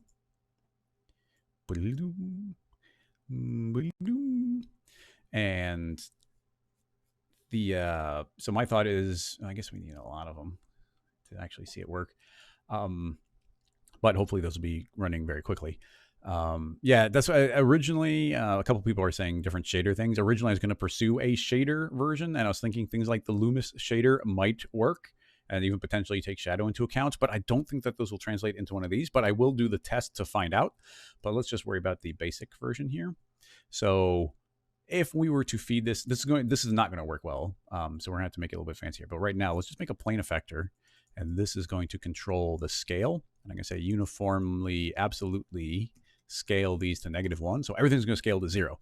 But then we can create, control the fall off via this vertex map. But you see, it's actually sort of the opposite of what we want. But that means we can create a invert. And now these will grow wherever the light shines. But they'll slowly, based on the way we set them up, they'll slowly fade away. But you see, they're going to grow very, very, very quickly. So I'm trying to think of, I mean, I guess plants won't reshrink. So one thing is this decay should be full strength. It should never fade out. So now as it shines around, these will grow and just stay there. Now there is a little bit of a smooth fall off here, so it seems to automatically be working, but it's kind of like everything grows quickly to its full height as the light hits it. So a thought I have is, what if I'm going to duplicate the vertex tag and delete and feed in our first vertex map into the second. I will rename this one 2, just so we can distinguish. This is 1 and this is 2. 1 is being fed into 2. So the second one is going to essentially take on all this information. But if we did something like, I'm going to try and use a delay, and here's smooth. That's pretty much what I want. So I'm going to really crank up the smoothing. And the thought here is, it's not going to take it on, the initial one is already there. But yeah, this seems to be working. But I need the light to not be shining on it right away. Otherwise, otherwise it's already there in the very beginning. Yeah, it's going to be there in the beginning. So we need it to be off, even for that split second. So couple things we could do. I'm going to do the basic one, which is just going to be on frame 1, it'll be turned on, but on frame 0, it'll be turned off. So at frame 1, there is no light, and now boom, it's going to shine. Actually, it suddenly turns on all the way. That seems weird. Oh, no, that does make sense. So here's the point. When you see the original one, you see it's going to be completely off, and then boom, be full power, and they all grow right away. But you'll see, just look at the vertex map. If I click on the second vertex map, you're going to see that, boom, the smoothing is forcing this full power thing to slowly fade up to full power. So this is now slowly fading up to that. So by feeding one vertex map in the next one, I mean, we didn't have to do a second vertex map. I just like separating them out that way. So if in our plane effector, we feed not vertex map 1, but vertex map 2, let's turn that back on again, then we should see that as the light shined on there, they'll get to keep on growing and getting brighter and brighter and brighter, and slowly keep growing until they get to their final size. And there's even potentially I mean, that's just slowing them down overall. So it's not just like they snap into existence. And in addition, and a good way of showing this actually would be going into our fall off and giving this no fall off. So you're gonna see this is like boom, full power. But even with that full power being there, when we restart, they're going to slowly fade up to their full power. So now it's either they're there or they're not, and they don't partially get to that point. If you want to take this even a little bit further than that, we could, how actually could we do this? This is going up to full strength right away. This decay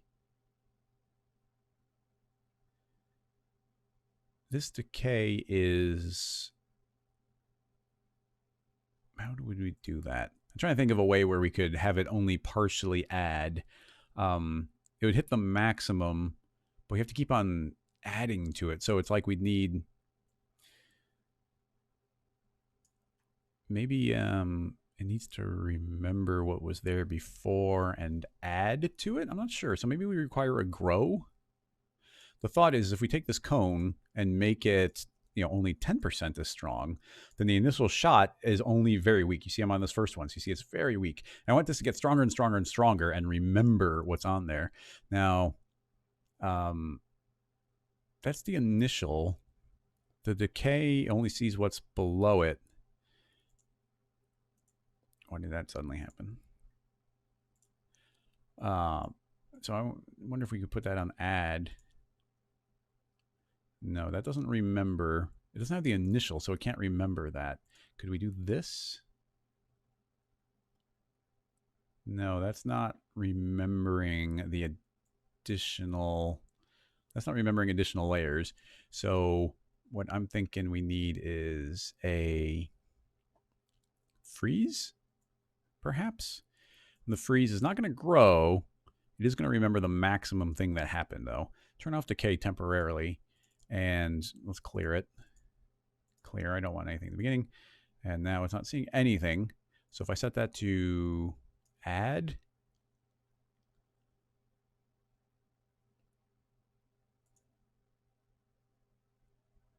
auto update. There we go. Okay, so you can see it's actually adding very slowly. You can see how it takes that second to fade up. So setting this freeze to an add mode, not even using the K, using this freeze on add mode. If we take this cone and I lower this to like 1%, now you're going to see it's going to take a long time for that light to slowly get up to these points. So this is now a cumulative light having been cast on these various areas. So it will actually remember how much the light has shined on any given part. And then the second one is going to take on essentially that same information. It's just going to take longer for it to fade up, so it can't snap to that. So this is kind of an absolute growth speed, and this is the highest potential growth it can achieve. So yeah, we've layered this up more and more and more, and we're able to create those these little people plant clusters. It's funny. It's like, can we grow plants? It's like, well, we can grow some people. Kind of get them at different angles. Can we make a? I want to turn them a little bit more into a plant, just as a goof. So let's make. I'm gonna make it editable and rotate. Actually, it's a plant, so we'll put the arms up. He's reaching for the sun, and look up to the sun. Whee! And then it'll run quicker if we weld that down. Then I'm going to put it into a cloner, and the cloner is going to clone linearly with a count of 5, 0 on Y, and then this one can get a random rotation and scale. Uniform scale. So yeah, we get some bigger ones and some smaller ones, and then some random rotation, and they can spin around, and they can tilt. There we go. So now we've got that's a plant now. And then we can put that into our cloner. Yeah, there we go. Now they look like plants.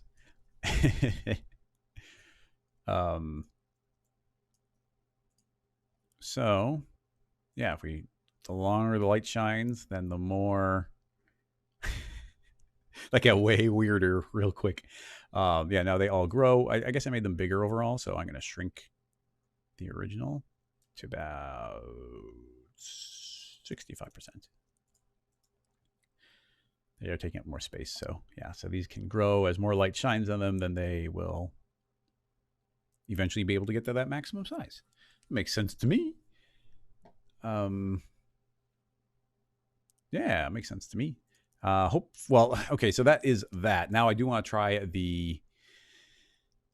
let's save this. We haven't even saved that yet. A little dangerous.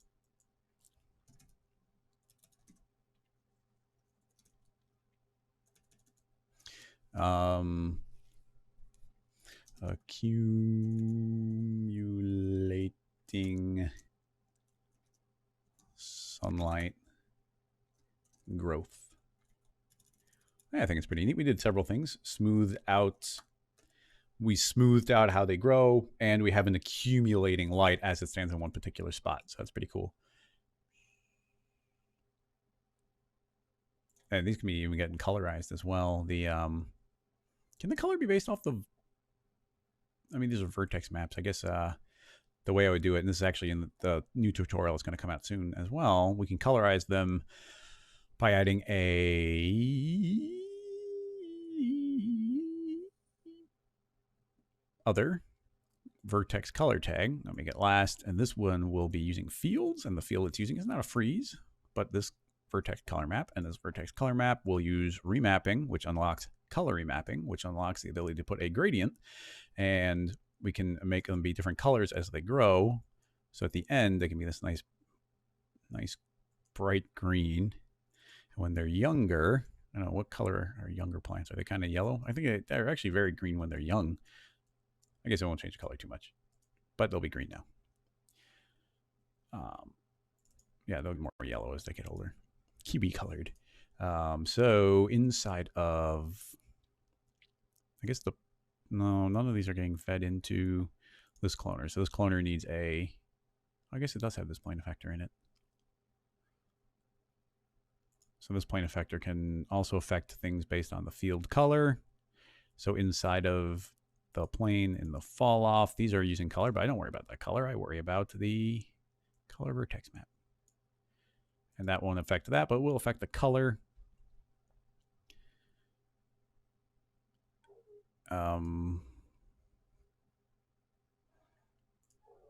Yeah, okay, no, it just didn't refresh. So now they can change color as they grow. I think from a distance, it's like, okay, that's working fine. You get close, and it's gonna be like, ah, creepy. Let's make the light swivel around further.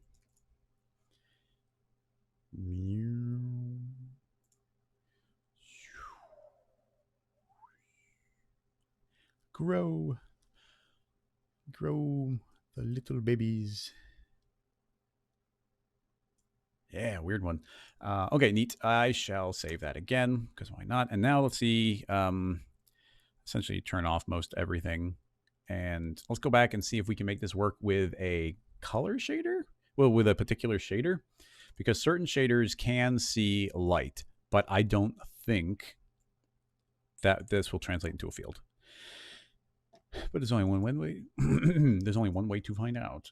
So I'm going to use the luminance channel. And in the luminance channel, we'll put a Loomis shader. Man, I love Loomis shader. It's a good shader.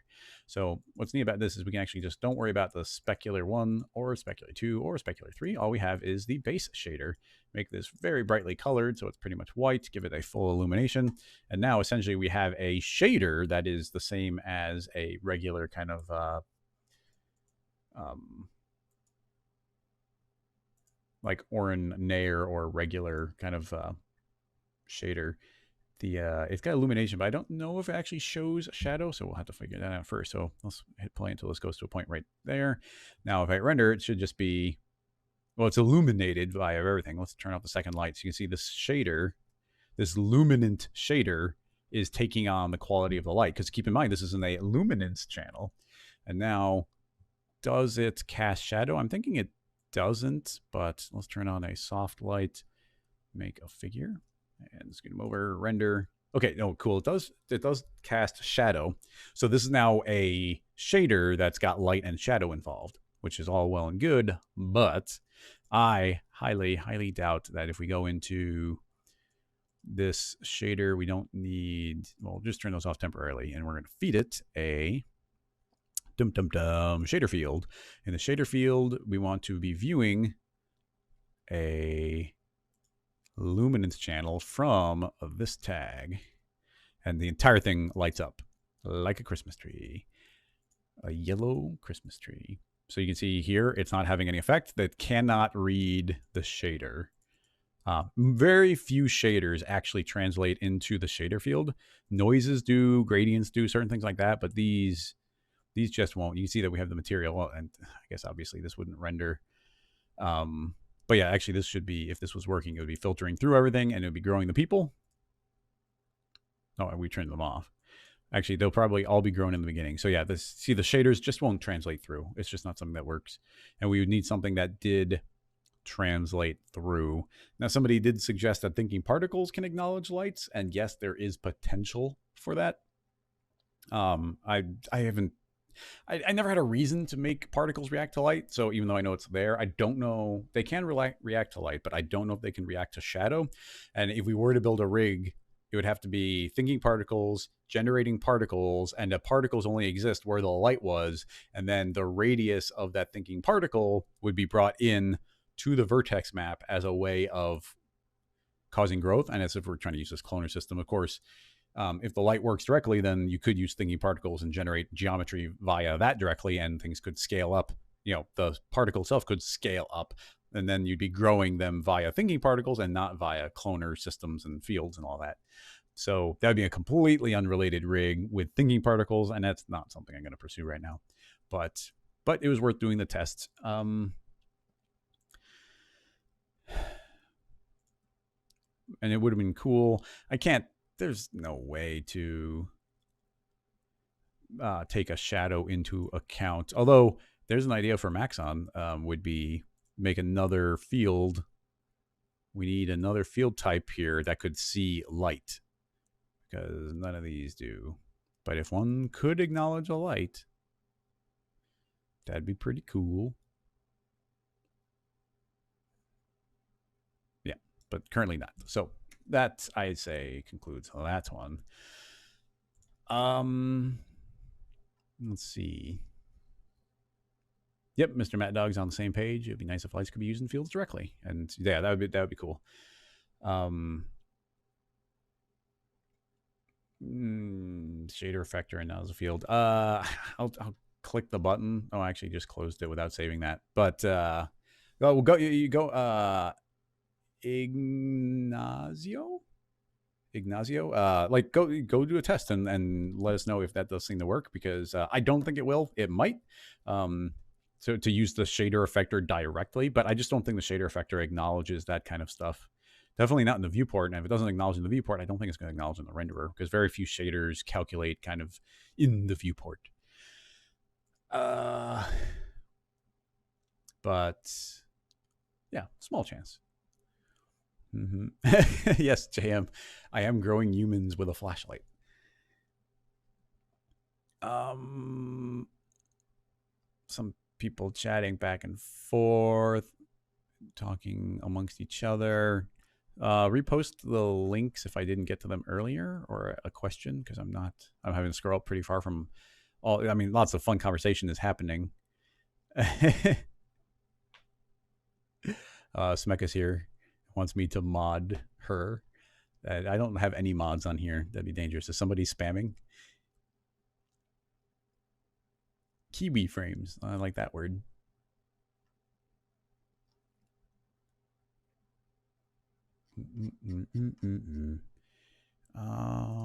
Sorry, I'm having to scroll. There's a lot of conversation happening, so I'm having to scroll really far to get to where everybody's posting the questions. Trey is a Boole Bevel issue. Oh, well, it's a Dropbox link. I like the visual questions. I mean, essentially, I don't want to ever get into, it's an image, so that's better. I don't ever want to get in the habit of being like, oh, here's my scene file. What's wrong with it? Let's see what we got. I'm going to pull it up on the screen. So Trey had this link, and he's saying it's a Boole problem. So this is the Nintendo question that we tackled last week. So this is pre-bevel, and that's after bevel. So where's the problem here? Oh, this edge seems to explode. I'm actually prepping a question for Maxon, or like whole scene file setup, because I have a gigantic important feature request when it comes to the bevel, because I've been using the bevel a lot. But I found out there's one very simple thing that it's doing that is going to cause that type of problem. Now, I can't directly recreate your problem there, but let me show everybody what the thought is. And I hate making things editable, so that's where this comes in, because if you make it editable, you can fix it yourself. But if we make, let's see, what can we do here? I'm gonna try and break it a little bit. We got a cube. I shall create a end side, lay it flat, move it up 100, T for scale, make some extra segments, and we'll create a couple spheres, clone them all around. Actually, I could just on an array, that would have been better, but whatever. Clone it onto the end side. And too big, T for scale, and B, and B, I say. Now you can see we've got all those shapes. So those are very well set up to bevel into our sphere. So we'll do that. Create a Boole. I didn't mean bevel, I meant Boole. We'll feed in the cube, and it will feed in the sphere. It should actually the backward. Oh, it's A subtract B. Yeah, A subtract B. So that will erase out all of those. And if we hit NB, then you can see we're looking at the polygons, and it's very clean right now. But what you have to keep in mind is, I'm going to say don't hide the new edges. So this is what it looks like when they're not n-gons. But even when you turn on an n-gon, those still sort of exist. If I turn this off, they're not there, and you can do all sorts of really nice clean bevels and extrudes, and they'll essentially ignore them, and that's great. But subsequent Booles will acknowledge them. And let me see if I can show you. And here's I think I can show you very directly. Here's the problem. And if we can get this one little checkbox from Maxon, I think Booles will become wonderful. So I'm just going to do this you see I've got this very simple rectangle over here. So I'm going to do a second boole. Actually, I kind of want to do it as a test here. I'm going to, you know how if they're not intersecting, you can group them. So I'm going to group that. I just want to see what happens. I'm going to end B, and let's turn on and off our edges. Yeah, see this one, because it's all on the same level, that seems to be working. But oftentimes it's like, okay, now you do have to bevel a bevel or boole a boole. Okay, why do I keep saying bevel? You have to boole a boole. So instead of feeding this in as a null, which is a good workflow there, but there's circumstances where you couldn't do that. So instead, I'm going to make a second boole, hold down Alt, it'll automatically become apparent, A subtract B. So now it's A subtract B. Now visually, this seems fine. It seems identical, but you know this cube here is only 1 by 1 by 1 as far as subdivisions are concerned. So let's see if it shows it. If I turn off hide new edges, yep, look at what's happening. The second boole did not ignore the n-gons. It's actually creating a point, and it's creating cuts where those n-gons were. So that's a problem. And this is why once you start nesting more and more booles together, you're going to start getting something weird. And these points actually exist. And you'll see here, if I turn off, if I hide new edges, and it seems like, okay, well, they're gone. It's clean. But how can we show this? I guess I just have to make it editable. I'm going to say create single object and make it editable. So now if I go to polygon mode, you see, okay, it seems all good. We can see, okay, nice one polygon. But if we go to points, you see that all of those n-gon edges we saw intersecting are creating these points. And this is what will confuse the booles. So if we make a bevel and try and bevel all the edges, you can see that it's messing up this corner. In spite of this being a pretty simple corner, it's messing it up. And the reason it's messing it up is because this point is too close to that point, and the boole doesn't know how to deal with it. Now, like I said, it's pretty easy to fix once you make it editable. And this actually, I don't think anybody pays that much attention to the time lapses, but in the time lapse for Robot 5, when I post it, there's a big section where essentially I'm cleaning up my geometry, and I'm spending all of this time going and deleting these redundant points. And I spent like an hour or 2 hours, like just going around and cleaning up all these redundant points very meticulously on different parts of the robot. But I'm going to deselect, you see I don't have any of them. You can actually do this pretty automatically, not parametrically, but pretty automatically by going to, when you're on your object, and click on mode and go to modeling. And normally that's going to a snap, and we also have our quantize menu, which is cool, but we can go to mesh checking. And if you've never gone to this, it's pretty cool. I know in Redshift anyway, Redshift is constantly yelling about bad geometry all the time. You can do something here, which is enable mesh check. And what this is going to do is show you a bunch of information about different types of geometry that you have. I'm going to intentionally break this so we can see even more. If I pull that, you're going to see suddenly that turns kind of this, orangey color. And you can see that that's a non-planar polygon. It's a twisted polygon. You can see that if I go to the proper angle, you see it's twisted a little bit, and that's giving us information about that. And you can actually select all of those, but you can see some of these points, actually all of the offending points are highlighted in blue, and that's because these are edge points. It's a point on an edge that's a straight line. So that means it's not actually adding any information. And that... Losk, I'm not sure if you were following, but we're talking about this in the context of a bevel. So we are talking about how booles create the bevel problem. So, just to catch you up, if I turn on the bevel, it's broken. The reason it's broken is because the boole created these extra points.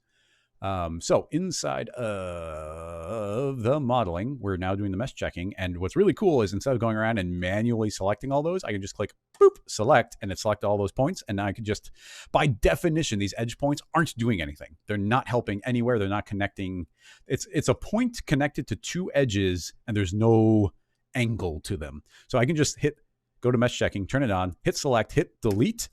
Every point goes away. It won't break your mesh at all. And instantly by deleting those, I can turn on the bevel, and now it's working correctly. So that redundant point is breaking the bevel, and it makes every subsequent boole on boole on boole create more and more and more of those redundant points that aren't doing anything for us. And that is what the problem is. So if we could get Maxon to create inside of the bevel, or I'm sorry, I keep on the two words interchangeably in my brain. If inside of a boole, we could get a new checkbox that is, I think it would just be as simple as remove edge points and those go away, then the like nested booles would instantly work like 10 times better. And I get rid of a lot of the problem. In fact, I bet you that would even help a lot with the blinking problem. That would help when, as you're traveling if you're trying to make like the classic example is you make a metaball based lava lamp where you got the blobs moving around, but you want to cut them out by the cone shape. But you can't do that because it flickers in and out, flickers in and out. And I bet you the flickering is largely going to be caused by these edge points. So yeah, that's the problem there. If you, dang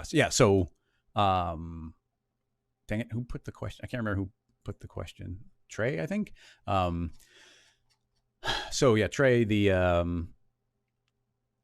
it's finding the points. It's just going to check the edges, select edge points, delete them, and then it should be able to bevel very nicely.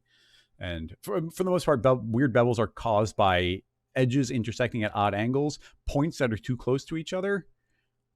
Actually, I think that's the two main reasons. I thought there was a third, but it didn't pop into my head. Yep. So that's all a problem about, and like the booles exist as n-gons, but a second boole doesn't acknowledge the n-gons. It looks at them as the quads or triangles. I don't think it's worth saving the scene file because there's no information here. So yeah, I'm not going to save that one. It's more about knowing about mesh checking. Actually, I should probably save out that mesh checking. Like that'd be a good video by itself. I should make a note of that. Let me make a note of that. Go into my note app. Go to note dump and well, I mean, like I said, I want to actually make that as a video from Axon. But that could make for a nice, 5-minute little mini tutorial, like how to fix your booles. But yeah, I was already recording. I was already prepping like scene files to be like, okay, everybody, here's the problem. But now I can just send them this video clip. So excellent. And yeah, mesh checker. It's useful in a bunch of ways. Back to the questions.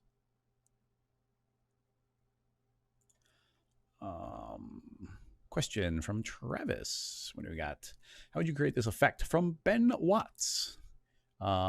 Uses Houdini. So this is Ben Watts in Houdini. Let's see what we got. Oh, that's cute already. Killing the sound. Ben Watts design. Blah, blah, blah, blah. Yeah, we see this kind of effect pretty often in different ways. What even is this critter? Is this like a donkey, dragon, duck, seal type of thing? Walrus, maybe? I like him. Low poly armor R&D is what he is calling it. Yeah. Is that even something to overthink? Let me see. Let's see. One day we'll have a nice big library of things that we own. I mean, I'm slowly able to use all those robots I've been working on as more and more detailed things, but we need something with a pretty even mesh. So my thought is I'm going to make a figure, create a volume builder and a volume mesher, put him in the builder, put him in the mesher. He's not going to look great, but we can drop him down to 1. Yeah, 1. That'll subdivide him pretty nicely. That's actually too much. And that's better, but what are we missing here? That's fine. Subdivide more. I mean, I guess you just have to subdivide it more to get more detail.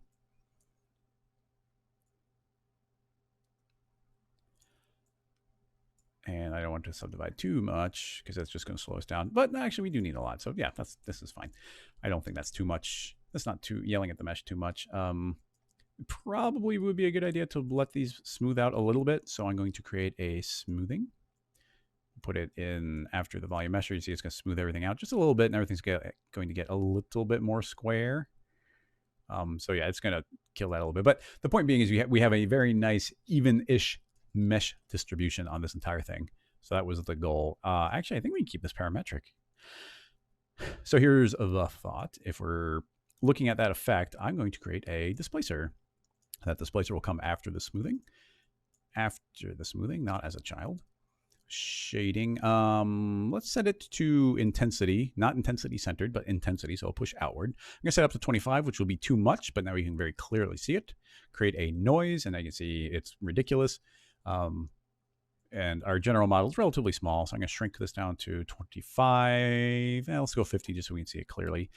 And let's go to, we got different shapes here, and we can go to something like a Voronoi 3, and there's also Voronoi 2 and 1, and also I think one is called Crystal, maybe? Zada. I know all of these kind of do some interesting things, but if I click on that one, it's a little extreme right now, but let's scale it up some more and make it weaker. 15? 5? Yeah.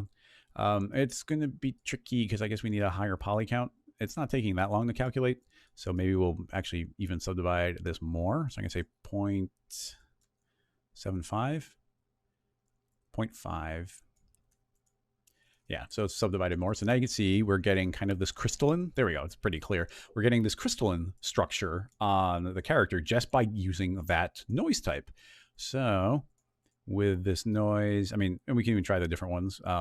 There's a Voronoi 2, and it's again kind of crystalline looking. It's a little bit larger, so we could shrink that, and you know, similar, different, cool. And then Voronoi 1, which just looks kind of cool in general. I like that shape. We might invert that one. I can actually just invert the colors here, and you can see it's a little bit more like pointy bubbles. But yeah, those are just kind of the styles you could change based on these set materials. So does Zada look like anything? Oh, Zada doesn't look like. Oh wait, low clip. Yeah, Zada's kind of weird. So Zada's not a candidate. So Voronoi 3 is the crystal one. Now keep in mind you can always layer up different materials. This is just kind of the base. So the idea of taking this and feeding it into a layer shader and making a second noise, and this one could be a basic. Let's do an FFB, which is kind of tiny and random. This one can overlay on top of it, and you can see it's going to add imperfections on top of it, or you could take that and multiply on top of it, or darken. I mean, there's lots of different combinations. Just start thinking of the way, yeah, that's going to take chips out of the upper part, but if we lighten, then it's going to make these lower, it's going to make the lower parts lighter, but we'd probably have to start masking it out via a, let's see, what would we do here? Yeah, make a folder. I haven't done this in a while. Folder, and put the second copy of that noise in, which will get multiplied. So now we can leave this on a normal and then lighten based on that masked thing. So now you can see that there's going to start being this, it's going to begin looking crunchier in the lower parts. But anyway, yeah, the point being is you don't have to just stop in one spot with these. And I guess the simplest version would be we can make 2 of the crystal shape, and let's make one bigger. And change the seed. And then this can overlay or multiply or lighten. So do that. Now it's kind of like a, you know, this crystal on crystal, or you can say lighten, and then it's kind of like them overlaid on top of each other, and instantly it's going to break it up into some very different looking patterns, which are like super cool. I've been doing a lot more of this type of stuff inside of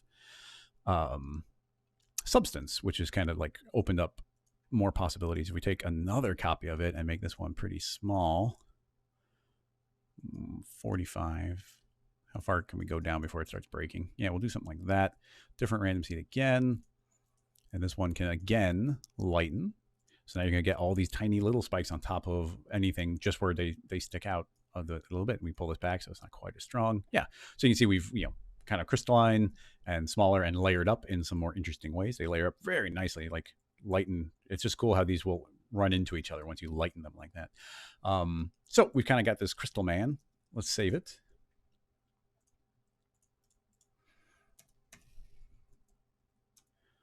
And crystal growth.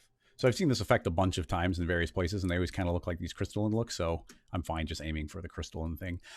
And then honestly here, it's super straightforward. The displacer has fall offs, and so we can create a linear field. And let's face it up on a Y. It's a little bit big, so let's drop it down to maybe 25%. And we can pull this, and now it's existing in just that range. And if you wanted it, very specifically in that effect, we saw that, that's kind of weird. That's a strength, not a scale. Interesting. I'm going to just hit T for scale.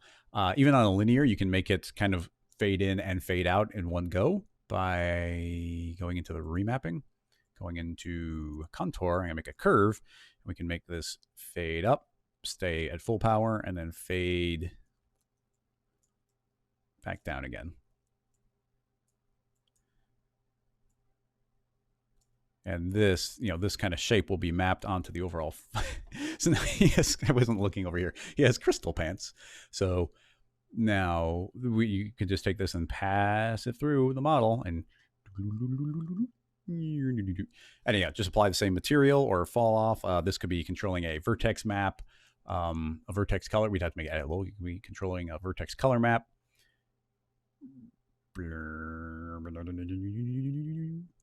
Yeah, but yeah, now we have the ability to use all the fields and add all the different effects.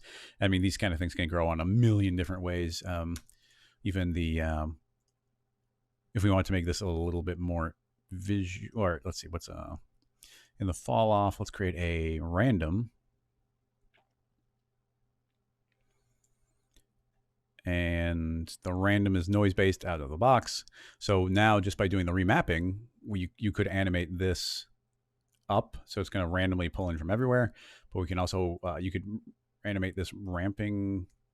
I don't know how big the noise is, but if you left the two of these pretty close to each other and you start pulling it up, then you can have the crystals kind of grow in certain spots as it spreads through the entire thing. So yeah, a lot of possibility. The there's even that. Yeah, a lot of possibility. And then keep in mind, you can put delays and springs and growth effects. So, something could, a drop could hit here and it spreads from that location. It just goes on and on and on. It's really neat and fun. We can limit everything in so many different ways. But let's save the file with him having crystal pants, because obviously that's we're not going to do better than that. Let's see, we're already 18 minutes over, but I'm feeling pretty good. Let's do one more question. I lost my window. Where is my chat? Opened up too many windows. Oh, great. Vimeo's been playing this whole time. At least I turned the audio off. It's probably played through like a... yeah, it's played through... It's been playing through videos the whole time. Man, like Vimeo bugs me. Okay, there we go. Don't jump to the next video and auto start playing. Is that too much to ask? I mean, there's probably a setting inside of the user's thing, but man. Let's see what we got.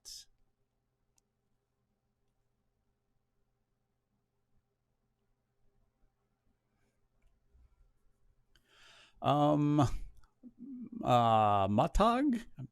Apologies for bad pronunciation. What do you mean get the texture from the color islands in the UVs? How do you get texture from color islands in UVs? I mean, you can colorize each of them individually, but I'm not sure you mean by get that. Would it? Yeah. Is it like questions of can you bake the color islands into a texture?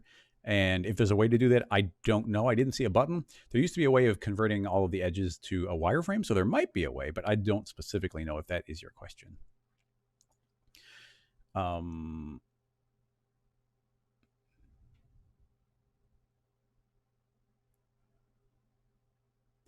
Mosey, that's a good question. We do get that question a lot, though, which was essentially it's a vacuum sealing question. Can you wrap something in plastic and then suck it and get all the color? Yeah, bake the color island texture. I'm not sure about that.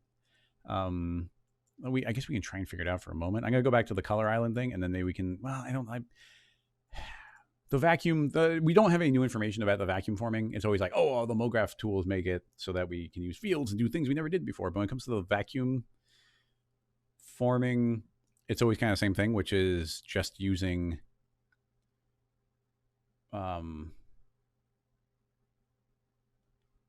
just using like cloth or soft bodies and putting negative pressure in it. But let me check out this texture island thing. What's a good example? Actually, I guess we've been using the figure a lot today, but the figure's a good example of making texture islands. So make the figure, put it into a connect, don't weld, make it editable. Let's see if we can do this correctly. Inside of, let's go to UV edit layout, which is going to jump to my other window. Boink. So there's our overall character. It looks a little wonky. So we begin by set the UV from projection. I guess we'll do it here. Project. I want to project it from frontal. Now there's the figure. And then, or we could do automatic UV. Yeah, I guess that's what we do. Just hit unpack and then it's going to do that. Wow, that's actually pretty great. Our one-click solutions have dramatically improved in cinema. So now you got that. Now, let me see if I can remember, because I really haven't played with this since I did the live stream. If we click back, oh yeah, so that's empty canvas. We can also show a UV map or all these things. That's not actually what we want. We want to do shading, and the shading will be multicolored islands. So now you've got that. So now your question is, essentially, can we bake that down? Bake it so that's on the texture. Now what we actually need is a texture. Right now we're just doing UVs. So I don't know. I haven't done this in a long time. I'm going to go to paint. I'm going to go to paint layout, and we need to actually make a material here. So let's make a material and apply it to the character. Create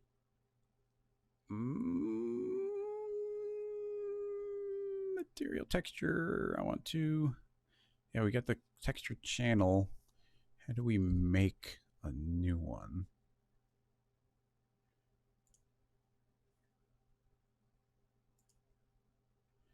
I'm not gonna look at the chat. I think I can figure this out on my own. I just have not done it in so long.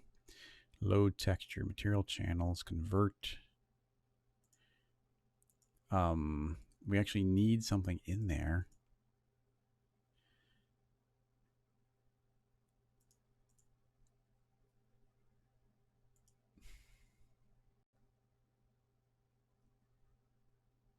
I just don't remember how to make a material. We could use the wizard. I don't like using the wizard.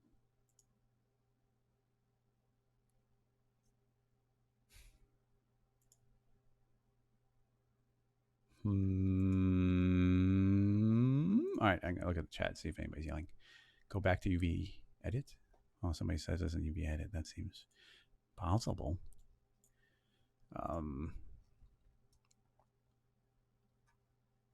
Texture channels. Oh, Rick's in the chat. Hi, Rick. Did you hear the Boole stuff from earlier? Texture channels probably not here, but in paint. Paint. Changing the layouts. Texture channels. There's no texture. Texture, material channels. Texture. Am I blind? I don't see the word texture anywhere.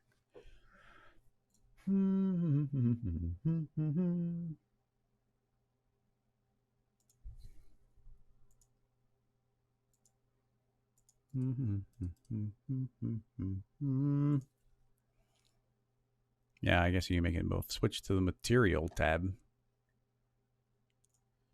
Texture, material channels.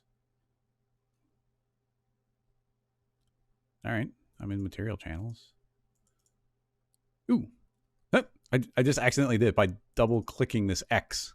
So I was already in this channel, but if you double click, then it pops open new texture. There's probably another place to do that, but there we go. Now we have a material that we can feed in. I'm gonna say yes, do that. And now there's actually like a TIFF or a JPEG that can be potentially saved. And now we could actually paint on the character. Actually, it's kind of layering a little bit oddly based on what I would think the UVs would be. But can we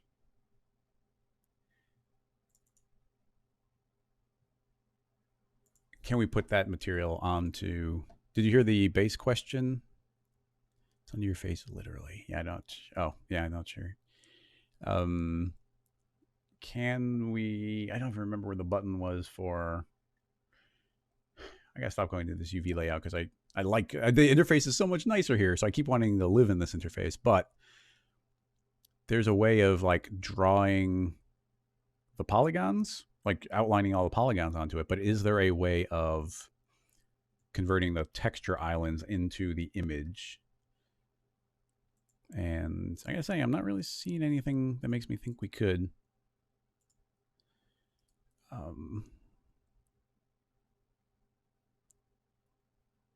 If we could find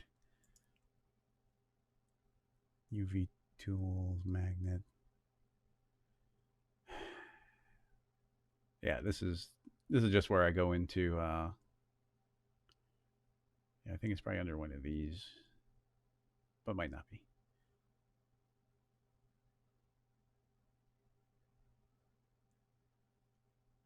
Yeah, we're inside of UV mesh layer. What does that mean? Let's do it. Oh, well, there. See, I just made, I converted the mesh into the line. So that's the one I was looking for, but I don't see a button that would fill in the colors. So that just might not be a thing. I know it can render, but I don't think I can. The question was, can we take the UV island colors and then project that onto the mesh as a way of like then probably opening up in Photoshop and being like, oh, here's this one, here's this one, here's this one. And I was guessing that it wasn't a thing, but yeah, that was that. And but there's no, and there's fill polygons, but this isn't fill island, it's fill polygon.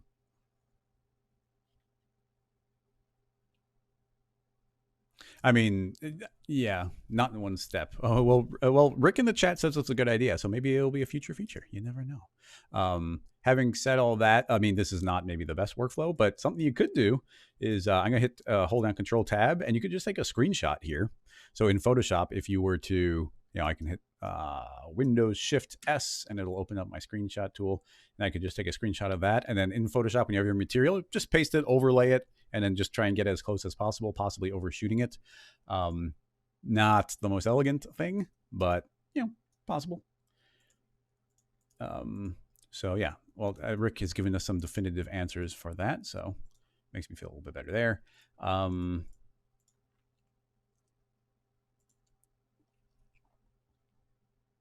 Oh yeah, so Basil is saying that we could double click a particular island, fill it with a color, double click an island, fill it with a color. So very manual, bing, bing, bing, bing, bing. So there might be methods to do it, but yeah, I am done with this question. And Rick confirms that would probably be the best way. So select an island. I haven't really done that. We double click. Oh, I'm still on Paint Tools. How do I not be in Paint Tools? Painting, painting, painting. Stop painting. I want to move. Go to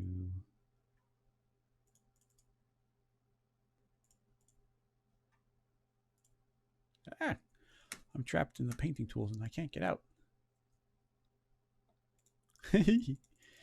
Well, that's what I get for jumping around in another section I don't understand. Yet. One day. Well, as soon as I have used to do it with the robots, and I'll be diving in deep, and then I'll be able to start explaining it. Now, the last other question was, the last question was crystal pants, but the new question was, is a vacuum forming question, which is,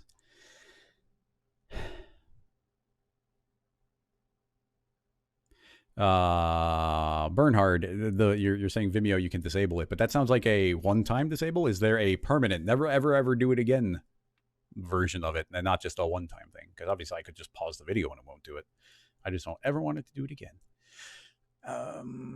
Because I can't think of a single time I actually ever wanted Vimeo to just move on to the next video and start playing, but it causes a lot of trouble when it does do it.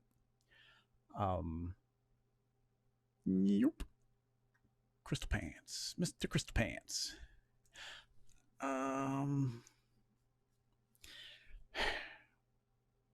Yeah, I don't think I'm going to tackle the vacuum forming thing because I just don't have anything new to add to it.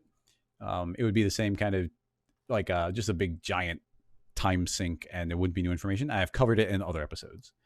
Um, if you're signed in, it'll never happen again. All right, well, I'll keep that in mind. You have a Simon. You saying you have a full license for R21? How do you get S22? It depends if you have the subscription. If you have the subscription, S22 stands for subscription 22. So if you have the subscription, then you should have automatically been able to download it or at least have a link. If you have the full license, then I think you have to convert it to a subscription. Otherwise, you have to wait until later whenever they release the next iteration. Well, essentially, assuming that they do the regular cycle, then it would be assuming regular cycle, it would be when, I don't know, every year for like the last forever, it's come out around SIGGRAPH, or it gets announced around SIGGRAPH. So I think the idea would be that whenever the next kind of full version comes out, then it's a license version. It's subscription and license. So it's just kind of a thing. If you're subscribed, then you're getting the updates as they go. If you're a full license user, you get it once a year, just like it always used to be.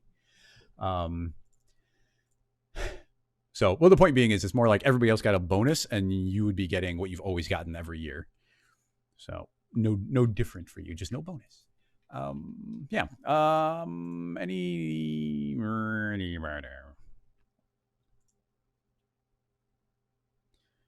I clicked your link, Mick, but yeah, this is too big of a question to tackle since we're running it. I got some other things to do. I'm trying to wrap up that tutorial and be able to get it exported so I can post it. So I got extra things to do on top of my regular work. So I think actually we will wrap up here. Sorry, we kind of fizzled on the UV question there because it's just kind of like, oh, let's find out if it works. And Michael's saying back with a hair question, Vertex maps only work with hair set to none. What does that mean? Hair set to none and don't translate into third-party renderers. Well, that seems like a little bit of a limitation. Leo, only an hour and 15 minutes? No, we're 2 hours and 33 minutes in for one. So, but yeah, yesterday we recorded like I said, if you weren't here, I started another bonus stream. So on Tuesdays, I'm recording I'm trying to figure out and record a tutorial like every week is the goal. I don't know if I'll be able to do it. So we did it yesterday and it took 5.5 hours to do it, which I'm going to try and trim it down in the future. But like that, I'm just like, still not over that. That's too much live streaming and talking straight. In fact, I think my throat hurts a little bit. But we did get to tackle a couple of really cool ones. I didn't have them all open, but the crystal growth was fun. The Kiwi rip apart was pretty fun. Cloning on hair is pretty straightforward. The hair is pixels. That one was really neat. Actually, let's open up the renderer again just to wrap that up. I'll pop the window open in a moment. Here we go. Yeah, this one. And it's still cached. So yeah, this one was really fun. As somebody was saying, there might be ways of doing that in After Effects, but I thought it was pretty cool. We could do that straight in Cinema. Pretty cool. I like the way they're like drifting around. I forgot to turn off the turbulence, but I think it adds to it. You can see, especially up here, like they're waving back and forth. A little more turbulence. That'd be really neat. Yeah, it's a weird one, but cool.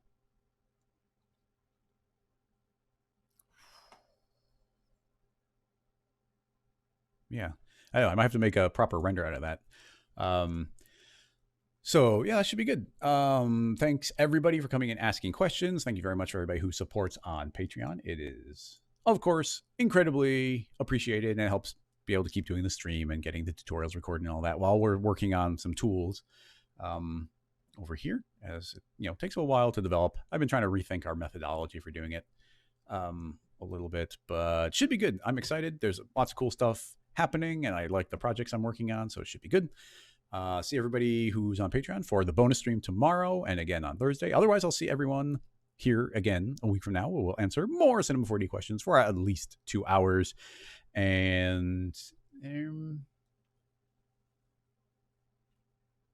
yeah, I guess that'll do it. Don't forget about the Slack channel, rocketlassoslack.com, if you want to keep having conversations with all these nice people who've been hanging out and asking and answering questions. That should cover it. We'll tackle everything else, or we'll tackle this and much, much more next week. Thank you so much, everybody, and a goodbye.